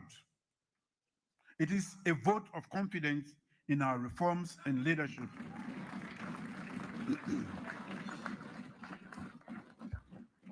We are diversifying our economy, investing in agriculture, tourism, and value-added mining, while building a stronger private sector to create jobs and expand exports. Progress is rare, but the road ahead requires discipline, sacrifice, and shared responsibility. Trade and industry, Mr. Speaker, honorable members, Sierra Leone is open for business. We have signed new trade and investment agreements with partners from Turkey to South Korea, Saudi Arabia, and the UAE. We became the first country to complete the AFCFTA readiness assessment, giving us a roadmap for regional trade and investor confidence. To protect citizens from volatile global markets, we introduced a transparent pricing formula for essential goods like rice, flour, sugar, cement, petroleum, helping stabilize living costs. Our manufacturing sector now contributes 22% to GDP. The growth in food processing, cement, aluminum, copper, recycling, and plastics. These progress show that smart policies and private enterprise can drive a more diverse, resilient economy. Downstream petroleum sector. Mr. Speaker, honorable members, we are building a secure, competitive energy market that gives citizens and businesses access to affordable, reliable fuel. The new National Petroleum Regulatory Authority, strengthened by the 2025 Act, now ensures a reliable fuel supply, better infrastructure, and fair competition. Petroleum imports grew by 56% in 2024, while storage capacity expanded by 86% to 250,000 metric tons. With World Bank support, we modernized the pricing formula, making it transparent and responsive to global markets. Upstream and midstream petroleum sector. Mr. Speaker, honorable members, Sierra Leone is boldly positioning itself as West Africa's next frontier for oil and gas exploration.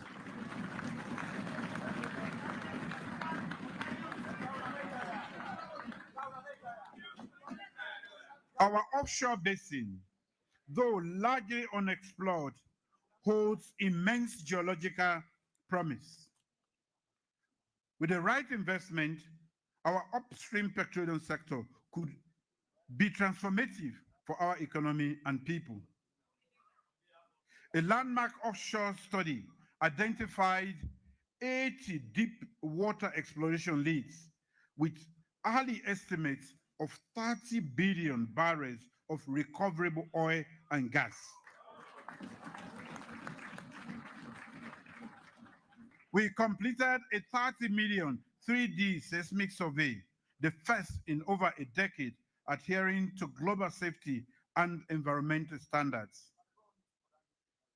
The data will guide drilling decisions planned for 2026, attract investment, and develop local expertise by offering training and capacity building for Sierra Leoneans in various phases.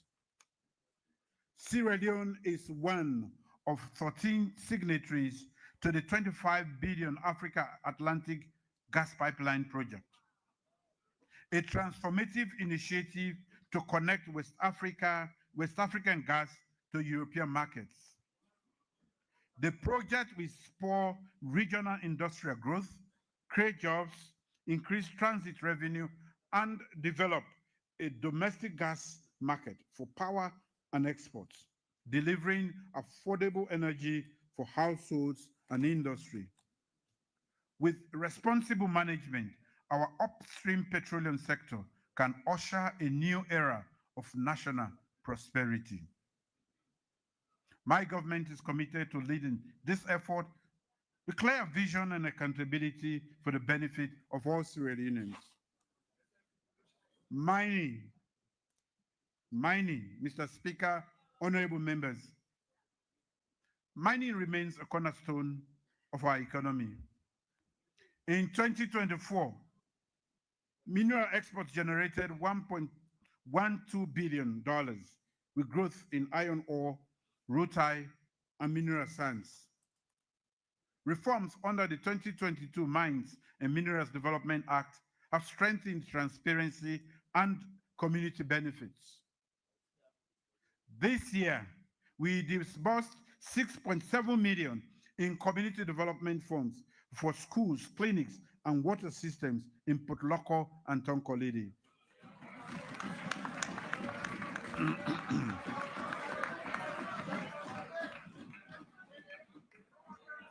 Non-tax mining revenues rose by 34% to $28 million due to better oversight and increased production.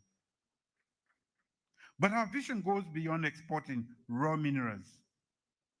We are adding value locally, diversifying exports, and ensuring sustainable practices.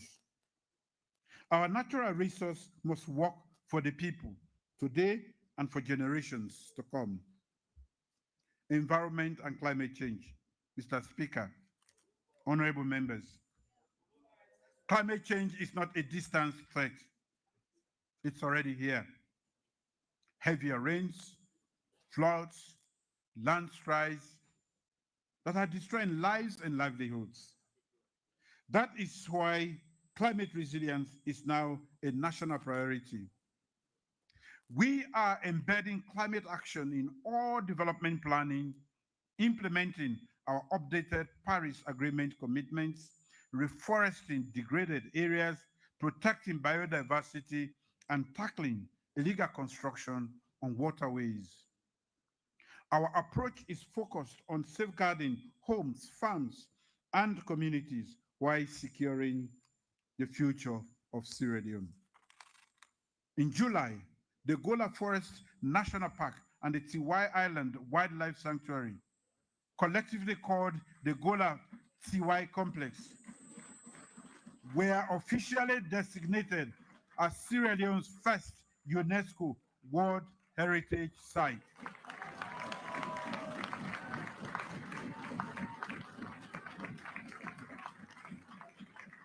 This momentous achievement reflects our nation's rich biodiversity and underscores the global ecological importance of these pristine natural ecosystems.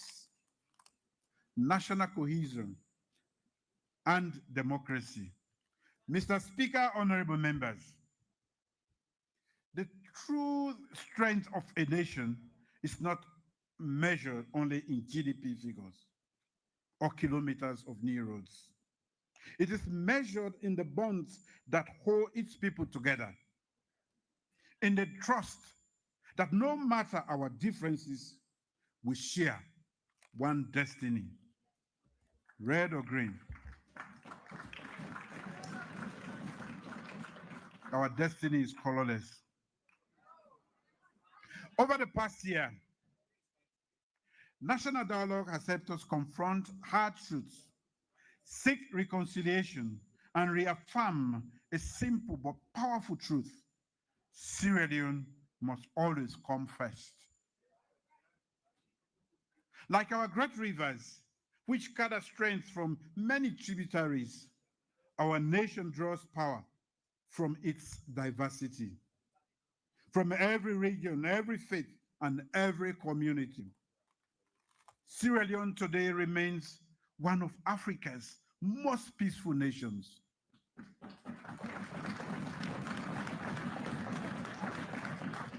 According to the 2025 Global Peace Index, we are the second most peaceful in West Africa, fifth in Africa, and 57 globally.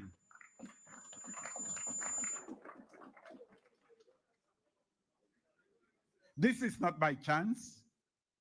It is the result of hard work, of years of collaboration, red and green, tolerance, vigilance, and deliberate effort.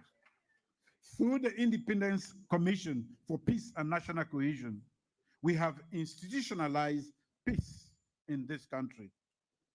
The Commission mediates disputes, promotes reconciliation, and strengthens early warning systems to prevent conflict. But peace is like a bridge. It must be maintained constantly, or it will weaken and break.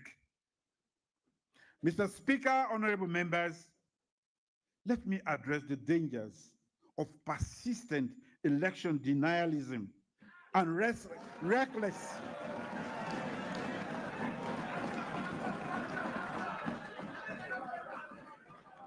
election denialism and reckless conspiracy theories. Mr. Chairman, honorable members, we cannot love Sierra Leone while we undermine the very institutions that allow our democracy to thrive. Denying legitimate elections is not free speech. It is direct assault on our stability and future. If we are to truly honor the sacrifices of those who built and preserved our peace, We must defend it with unity, courage, and unwavering resolve. In addressing the challenges within our electoral system and institutions, my government has chosen the more difficult challenge, yet commendable path to reform what has been inherited as flawed. For decades, inefficiencies in Sierra Leone's electoral systems have undermined public trust. We are the first administration bold enough to confront these systemic weaknesses head on. Yes. The Tripartite Committee on Electoral Systems and Management Bodies Review is conducting a historic review of more than 80 reform proposals. This is a thorough, citizen-informed process designed to enhance transparency, inclusion, and credibility. I commend the multi-partisan collaboration that has made this possible. Clap for them. They are very good.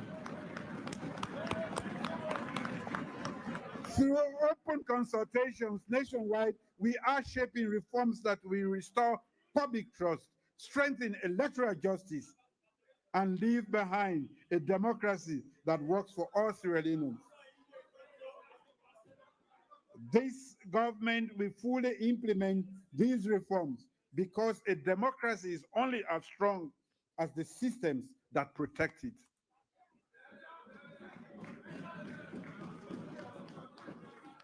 Mr. Speaker, honorable members, as leaders entrusted with our nation's future, we must continually champion reforms that foster unity and inclusion. It is time to renew national dialogue on adopting the proportional representation.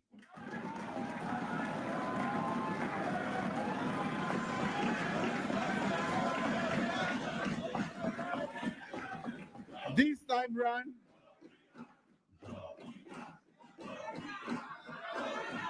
thank you.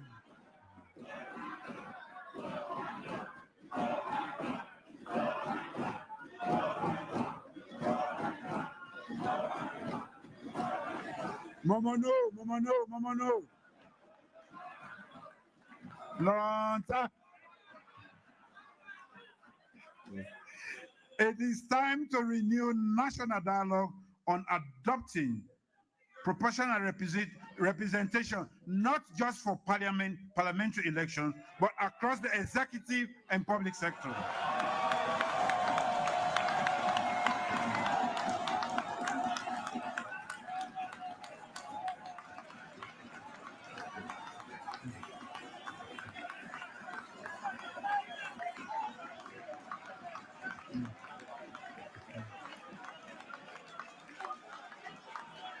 Itai. Itai.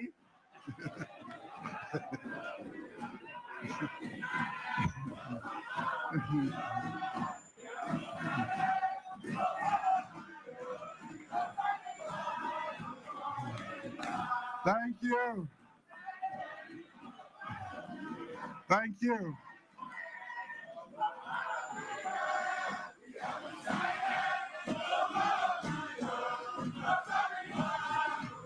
Thank you. Thank you.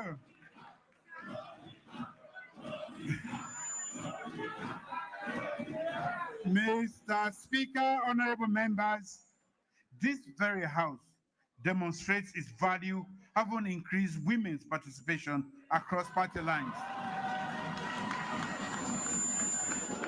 We must therefore build a governance architecture that truly reflects the diversity and multiplicity that exists in Sierra Leone.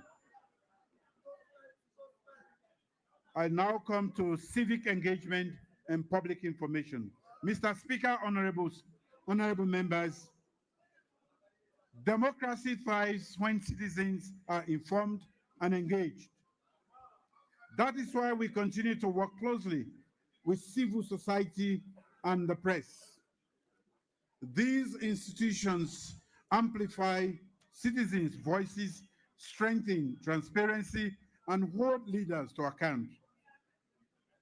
Through the Ministry of Information and Civic Education, we launched the National Civic Education and Engagement Initiative, a platform for open, timely, and inclusive communication between the government and the people. This includes weekly press briefings in Creole, nationwide civic events, an annual civic festival, and the presidential town hall meeting. Our efforts are paying off. Sierra Leone has risen 9 places on the Global Press Freedom Index and now scores 91% on the MCC Freedom of Information Indicator. Gonna be filled one day. This progress is proof. This progress is proof that open governance and a free press are not threats to power. They are the lifeblood of democracy. National security and the rule of law. Mr. Speaker, honorable members, peace is precious. Peace is precious, and it is guarded every day by the men and women of our security and intelligence services. I extend my heartfelt gratitude to them for their discipline, sacrifice, and patriotism. They ensure that no ambition rises above the Constitution and that Sierra Leone remains stable and secure. Our community policy model is reducing crime, including homicide, robbery, trafficking, and drug-related offenses. Strategic investments in infrastructure, communication surveillance, and welfare have made our police more effective. New legislation to strengthen professionalism, accountability, and community engagement in policing will soon come before this House. The Office of National Security has improved early warning systems, crime response, private security regulation, and regional cooperation, reinforcing internal stability.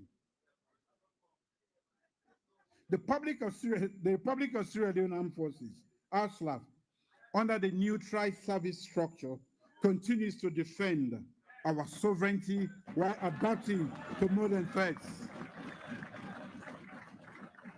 Its first national defense policy now aligns its missions with national development.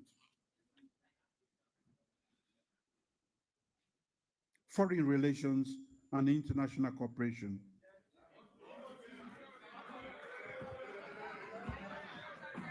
Mr. Speaker, honorable members,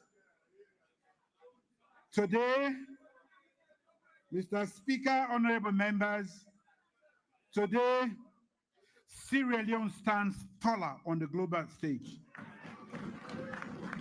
than at any other time in our history. We are serving simultaneously as non-permanent members of the United Nations Security Council and as members of the African Union Peace and Security Council,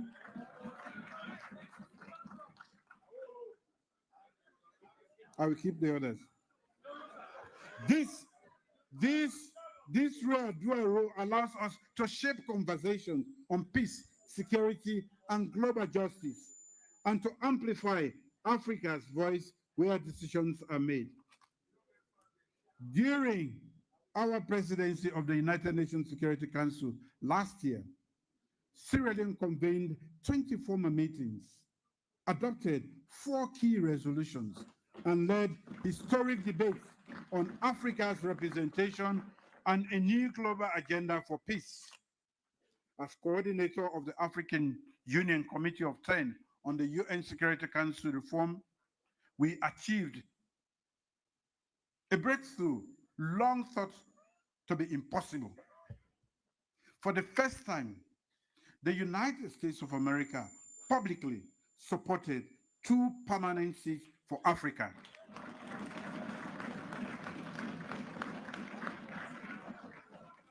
Hosting the C10 retreat in Freetown further reinforced our leadership on this vital reform. Mr. Speaker, honorable members, I am fully aware of the criticisms that sometimes follow my overseas trips.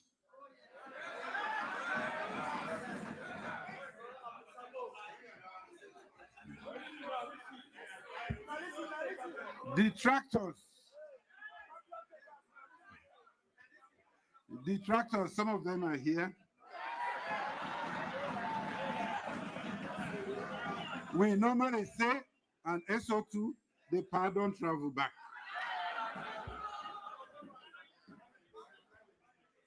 Let me assure this honorable house that every mission undertaken serves the national interests of Sierra Leone.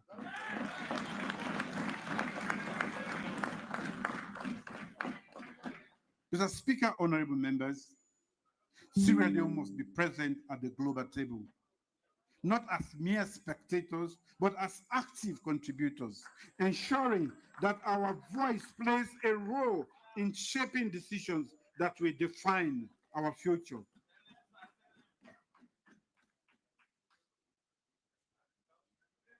The truth is that investments, partnerships, and opportunities do not come to those who stay silent in their little corners.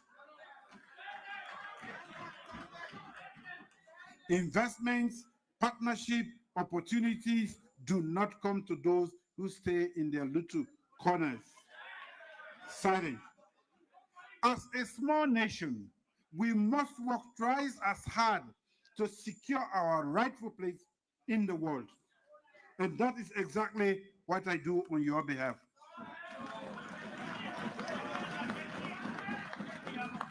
I do not enjoy flying. I'm not a pilot. But I go because Sierra Leone must be seen, heard, and respected. These engagements have yielded tangible results, unlocking financing for transformative projects in areas such as roads, energy, agriculture, digital infrastructure, and climate resilience. Additionally, they have often led to new trade agreements, strengthening our international partnerships. To expand our reach and support Sierra Leoneans abroad, we have opened new diplomatic missions in Algeria, France, and Ireland.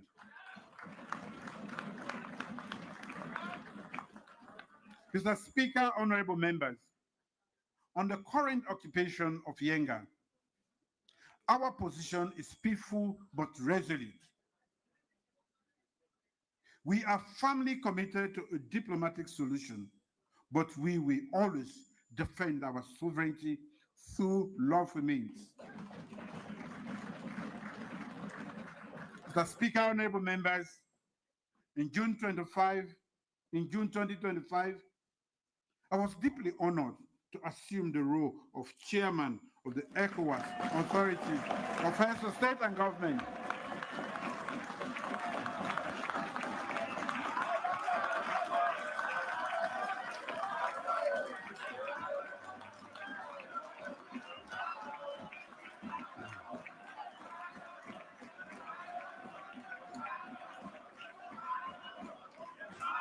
Thank you. Thank you.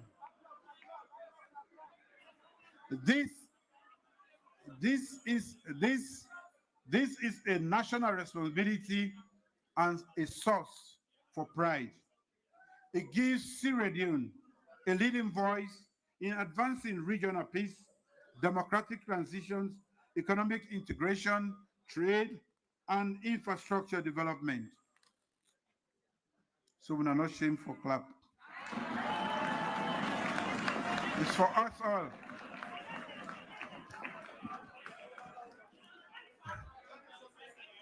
Okay, since you are not clapping, let me conclude. Mr. Speaker, honorable members, as we open this new session of Parliament, let us remember that the strength and destiny of our nation lie not in the power of a few, but in the unity of all of us. For over 6 decades, Sierra Leone has known hardship and triumph.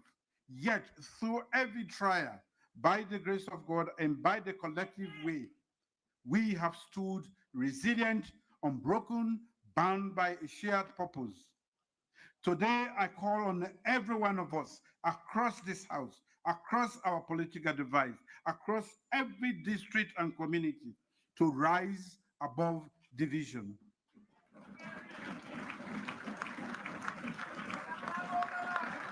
Let us choose cooperation over conflict, reconciliation over rancor, and service over self.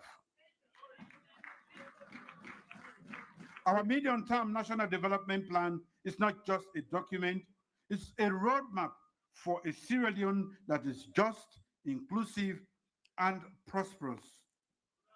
The big 5 game changers are laying the foundation, from education to agriculture, from youth employment to technology, from public service reforms to stronger governance.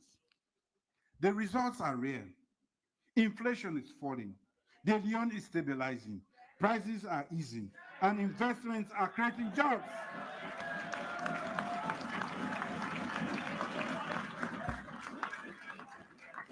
Our classrooms are full. Our health systems are stronger. Maternal and infant deaths are declining. And our women and children are more protected today than ever before. Mr. Speaker, honorable members, press freedom thrives. The death penalty is no more. Justice is more accessible. Sierra Leone stands tall at the United Nations, at the African Union, at ECOWAS, a voice for democracy, peace, and principled leadership. To our development partners, friends, and nations, I express our deep gratitude for all you do to support us. Your trust and support have helped us build roads, light, homes, grow food, and expand opportunity. But the greatest thanks goes to the people of Sierra Leone. Thank you, the people of Sierra Leone, our farmers, traders, teachers, nurses, soldiers, police officers, young people with dreams, and elders with wisdom. Your daily sacrifices keep our nation moving forward.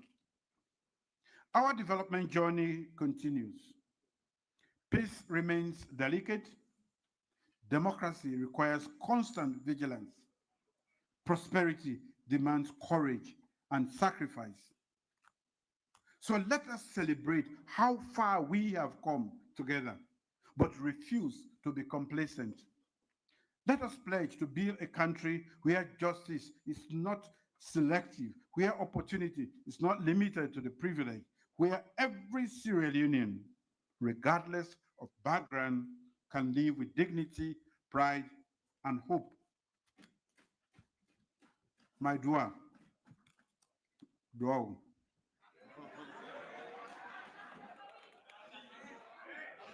May the Almighty God bless our beloved republic.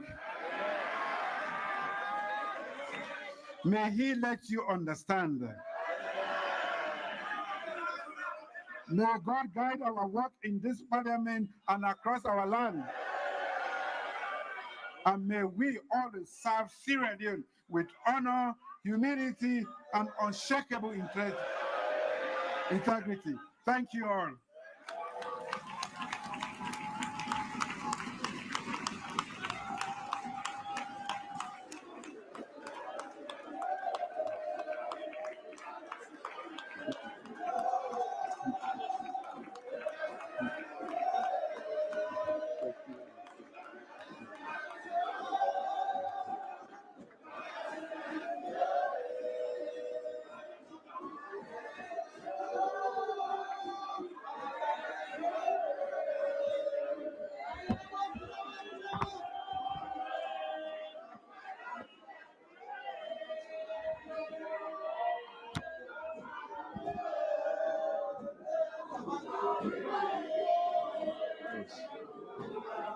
Honorable Vice President,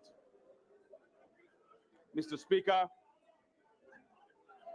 my Lord the Chief Justice, Her Excellency the First Lady, Ministers, Deputy Ministers of Government, Honorable Members of Parliament, Your Worship the Mayor of Freetown, Your Excellencies, members of the Diplomatic and Consular Corps, distinguished ladies and gentlemen. His Excellency's address will now be received and laid on the table by the majority leader of the House and leader of government business for a 5-day debate on the motion of thanks to His Excellency the President.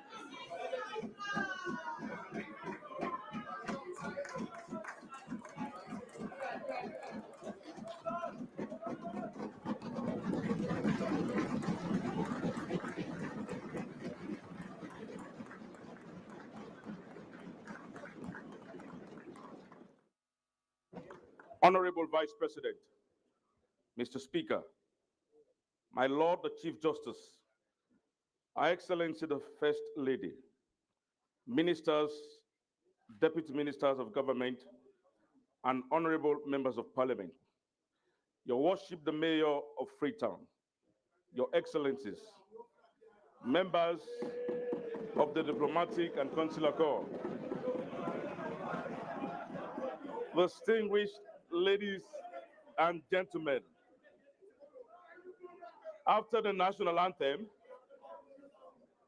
His Excellency the President will leave the chamber, accompanied by Mr. Speaker, Deputy Speaker, Majority Leader of the House and Leader of Government Business, and other leaders of the opposition for the Speaker's suite on the way to State House.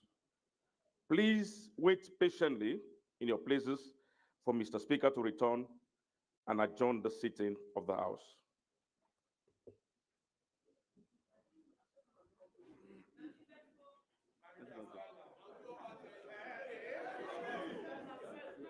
The national anthem, please. Let's rise.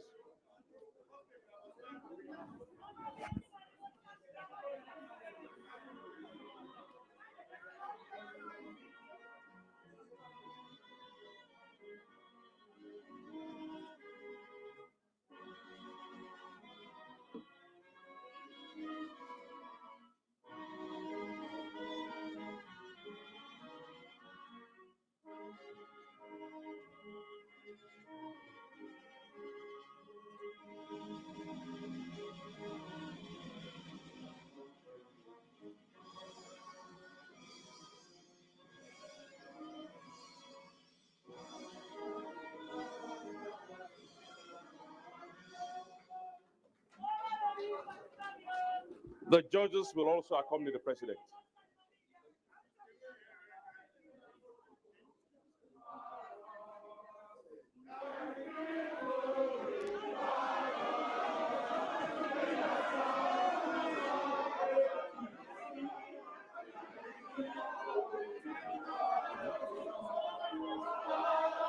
No, I don't know.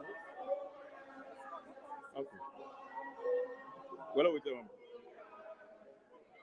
No, we didn't do.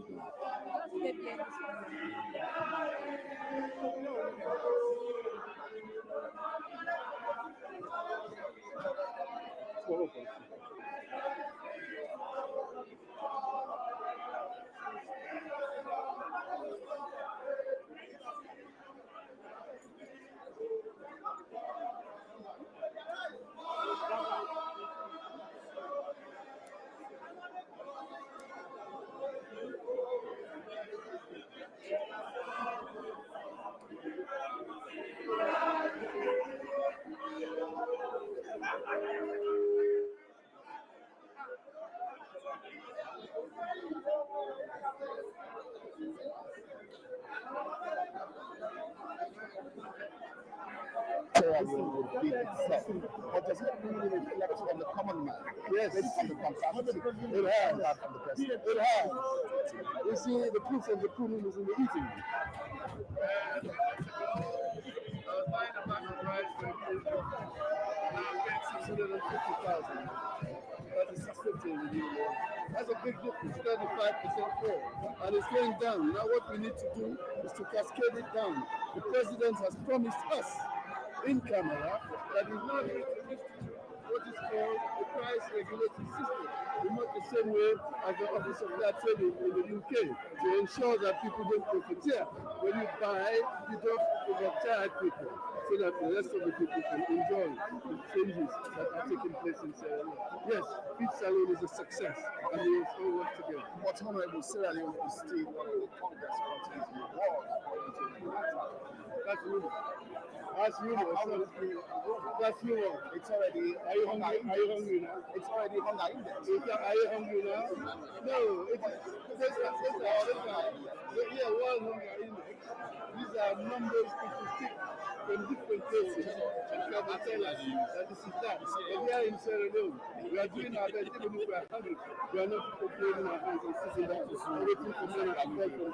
We are making sure that we're going out there to ensure we work for what we eat. And that is what the president is encouraging people. He's showing us the way. He has gone the way. And I'm sure we're going to make it happen. Thank you so much, Honorable. Thank you so much very much. Yes. So when are we coming? Always. We're sure we'll never get into the sea.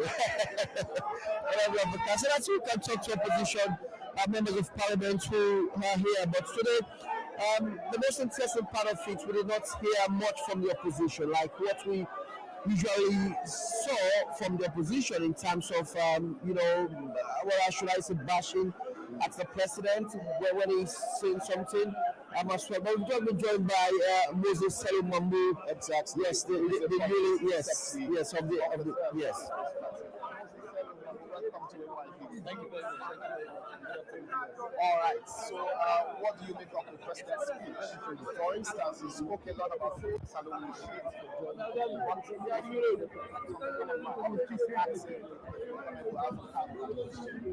Yes, of course. The president made a distinguished speech to the people of this country.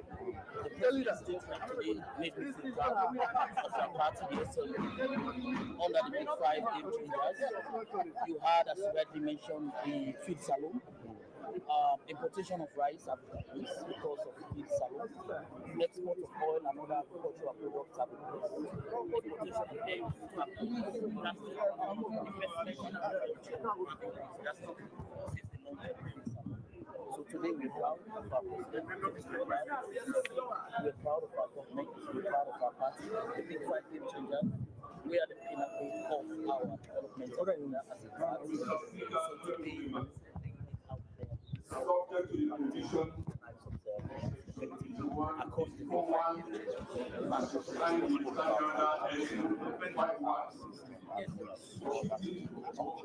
Monday, Tuesday, Wednesday, Thursday, and Friday. Daily provision of the study order. I want to push up the resolution. The speaker is for shootings from Monday, Tuesday, Wednesday, Thursday, and Friday of the same provisions of the study order. Thank you so much.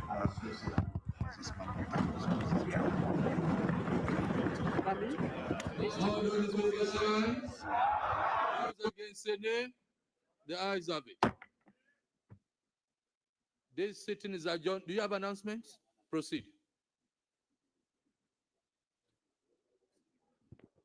Announcement for refreshment. Guests invited to the Speaker's cocktail are respectfully requested to proceed to the State Hall. Honorable judges are kindly requested to make their way to the Speaker's conference room. All other invited guests are courteously requested to proceed to the conference room, administrative building for refreshment. Thank you.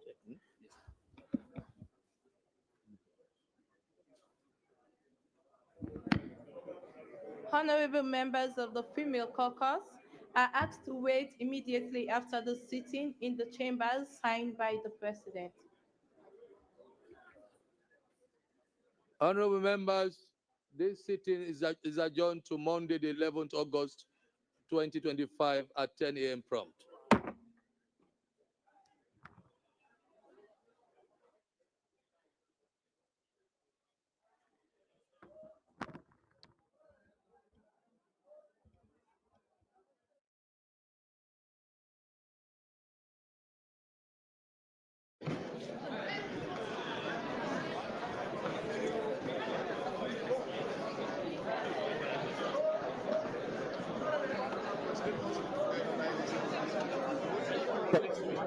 President wasn't quite challenged in the world by the opposition.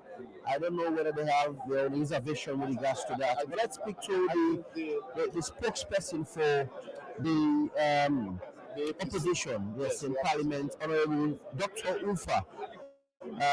About what his party makes up of this, and as well the leader of the opposition, Honorable Abu Kagbo, is also passing by, and we have them as well. So we have the honorable himself, and yeah, so I don't, all right, we have Dr. Ufa, who joins us just now. Doc, welcome to Ravi Television, sir. Thank you, and welcome to Parliament. Your party members was quite silent. So what was the reason when the president was making his statement? I mean, we were not silent, but out of respect, we had to listen to understand and to hear what he was trying to say. I mean, because before his speech, what we were calling on is honesty. Honesty on where the country stands. And for us that have followed the policies under this government, we know some of the gains that they're explaining, and we know the reasons behind them. For example, when you talk about inflation, why inflation is lower than it is, we know that the rebasing of the currency had a lot to do with that. When you talk about the exchange rate being stable, we know that it is a global influence, being that the United States dollar has depreciated by 10% across the world. So, of course, we are benefiting from that, but not because of the policies of the government, but because of the policies that were instituted based on the tariff war that the U.S., by extension, President Donald Trump has instituted since he came in power 6 months ago. So I think for us, it was important for us to listen to the details and ensure that honesty was portrayed in the speech, and it's very important because this was a message to the people. And I mean, making a lot of noise or distracting him was not our intention this time, was not the purpose of this gathering. It was definitely to hear what he has to say to the people of this country, because the message is to the people of this country. And the people of this country will have an opportunity to know whether he's being honest and whether he's calling things by their names. The area of the economy, electoral culture, the president spoke about the strive made there, more especially rice have came down. It was higher back then, but now it's keep reducing, and it's cut across all condiments, leading to what you need to put in pot to eat as well. Did the opposition agree, with the president in these areas? I mean, what we will agree with is what we will see. They are portraying the numbers. They're talking about the numbers. They're talking about productivity and exports going down. Of course, if export is going down and we have increase in yield, we want to see a decrease in the prices. And let's don't forget that they inherited a country that had rice selling at 200 leons or 200,000. And now we had rice going all the way up to 1,000. So if rice is at 700 or 800 a bag, I mean, it is welcome, but of course we want to see it go much further down. Because at the end of the day, it is all about the prosperity of the citizens of this country. It's not about a political gain.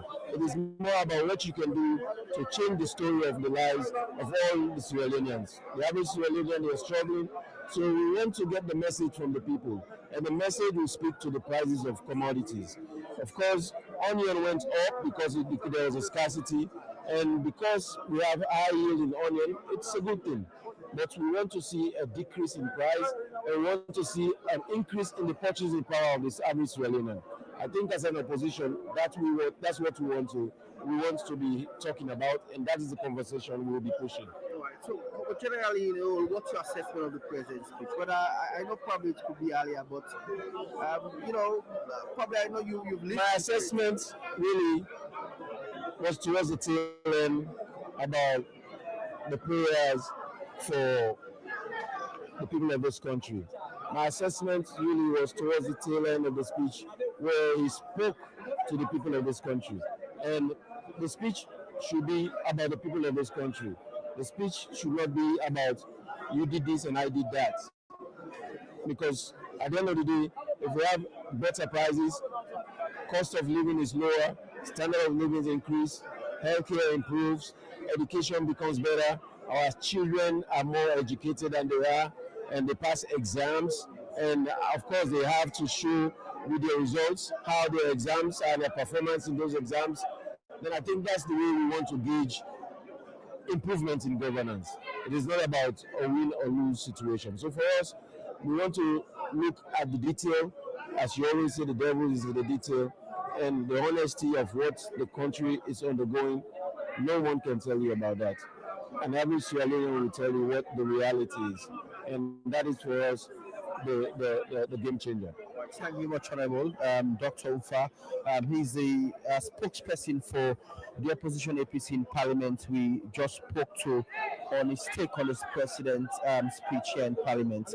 Thank you very much, sir. Thank you. All right, let me send you over to Emmanuel Nyake Momo, who's also here in Parliament, to talk about His Excellency the President. Nyake. Exactly. The speech was really very comprehensive. There are a lot of things that the president spoke about that has been interesting. He spoke about a project called Work in a Human Capacity Development Initiative. That's also a very laudable project. But there are a lot of questions here. Thank you very much. AIB.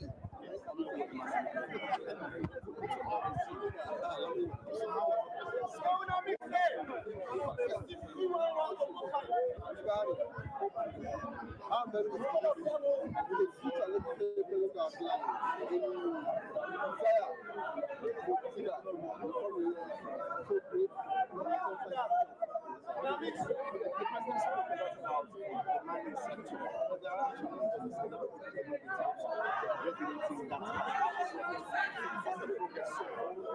the president can be commended. He should and must be commended. Why must he be commended? I'll tell you, we now have the Mines and Mineral Development Act 2022. There has never been benefit for the people. And aspect focus has three spectacles. Number one, benefits for the state. Two, benefits for the community people. Number three, benefits for the investment. I've not seen 1% giving to the mining community. I'm talking about the Mines and Mineral Development Act. Today, for this time, people in the mining community under the CDA, Community Development Agreement Fund, they get 0.25, 0.50. Can you imagine? So mining today, 1%, at least they can go beyond that. But at least 1% should be given to our community.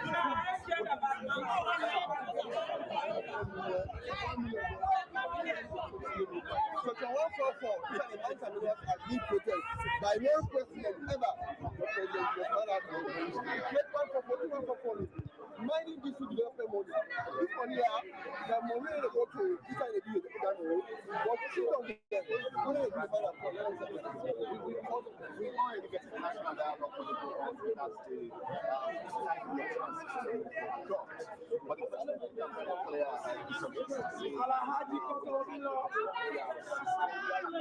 of people believe that there is already a national dialogue with the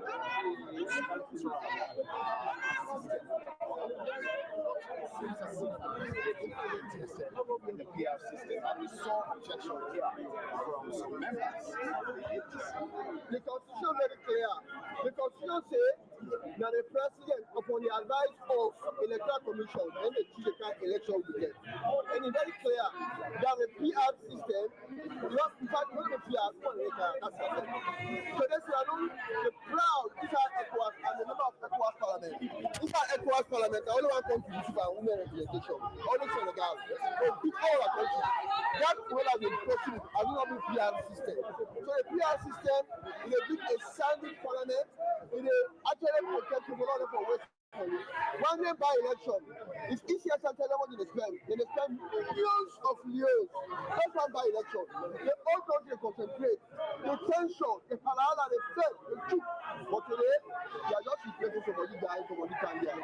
Nothing again. So you see, someone that one people left, or one country, there can be no better system. What make Europe believe? What make Europe actually advance in development?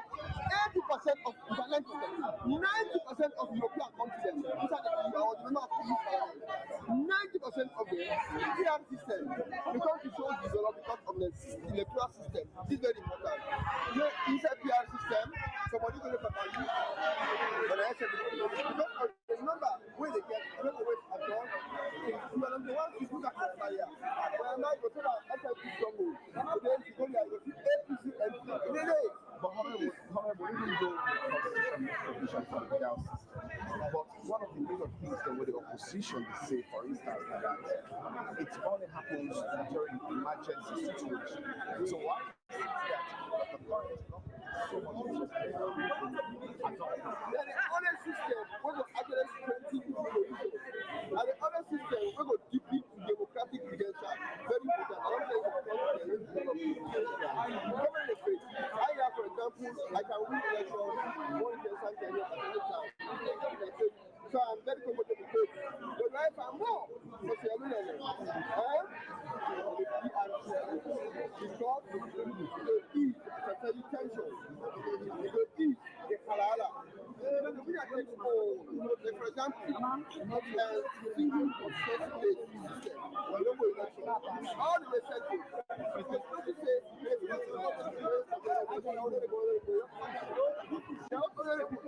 all that one of them, actually want to vote, they be clear about all the votes they vote. But the proportion, the number, when you take into account for the equivalence of a seat, they go a long way. The other thing I want to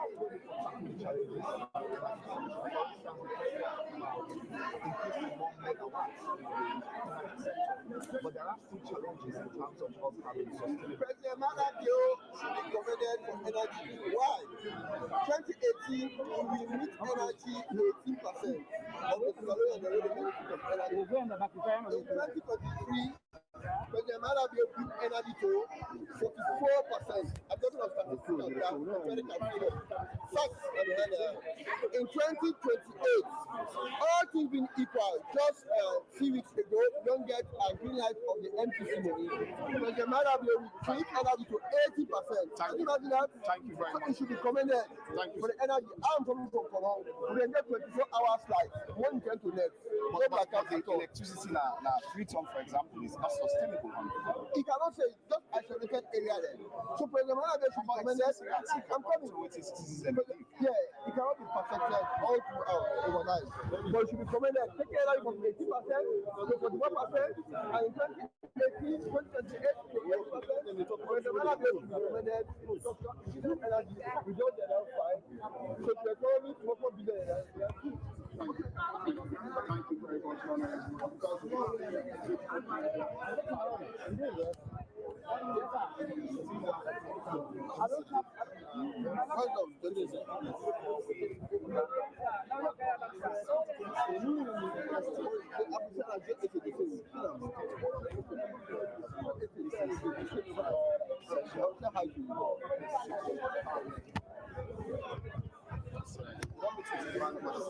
Can you just name and your designation? Listeners, I'm Honorable Nenelebi,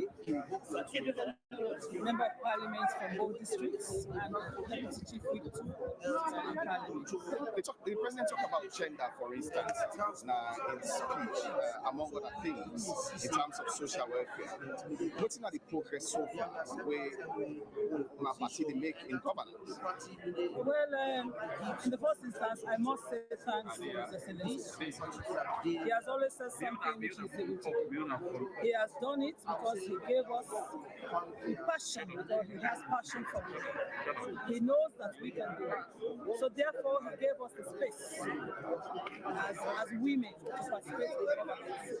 And therefore, as a party, SLT, we have our numbers really in Parliament, who demonstrates what the Jewish says, that we are so much supported. So therefore, we always appreciate that, but except otherwise, but we need to appreciate him so much. But as a party, we are on track. We are doing the right thing. As far as I'm concerned. The President spoke about human capital development. What's the progress so far in that direction? He says something that is visible. You can join me even to assess what the President said.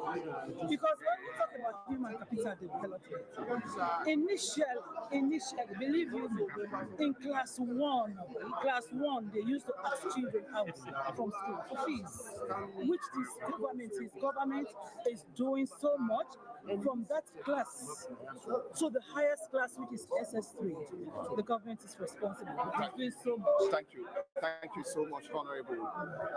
Well, it's been the state opening of Parliament, the third session in the 6th Parliament of the Second Republic of Sierra Leone. It's been a very spectacular event here at David Remy Wilson, and of course you heard from the President. He has already given his speech, and there is already a state opening of Parliament, and the Constitution makes provision for him to really exercise that particular duty or responsibility, which he had already done today. Yes, definitely a brilliant one, because the President spoke lengthily, spoke about his heart, and he gave his scorecard, what his government has done so far, and what they are planning to do in the economy, agriculture, education, including security, which is very key in the component of for every country. And they talk about the energy sector. He looks about the welfare, which are very key, as you know, he touched on his speech. But I think generally, while we wait for MPs to digest it and for them to speak on the speech lengthily, it's kind of colorful moment in Parliament since the President came and when he left, and also his entourage, including the ministers who were here at Parliament. So it was quite a colorful, colorful program, yes, and there are a lot of things that are also forward-looking from the speech of the President. Definitely. For instance, when he spoke about Feed Salon Initiative, he spoke about 7% growth, rice growth, for example, amidst other progress that is happening. But we also have to really keep an eye on most of the things that he has said to see if it's really reflected on the common man. Well, that's important. Well, on behalf of the team, me, David M. Wilson, and my co-host Emmanuel Nyakemo, and our producer, our parliamentary reporter Samuel Tony Sawyer, and our camera crews and the technical team as well. Many thanks. I think we'll go back to our main studio in Freetown, Western Street. Exactly. Bye for now. Yes. Goodbye.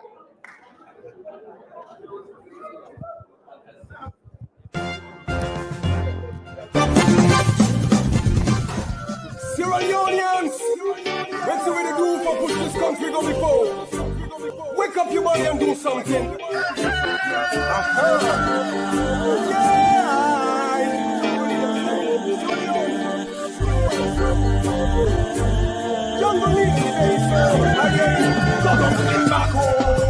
This is not the program. Do don't play with Baba. The same old system and the same problem. So wait till we for do, we never did. Wait for make this problem, yes, so when.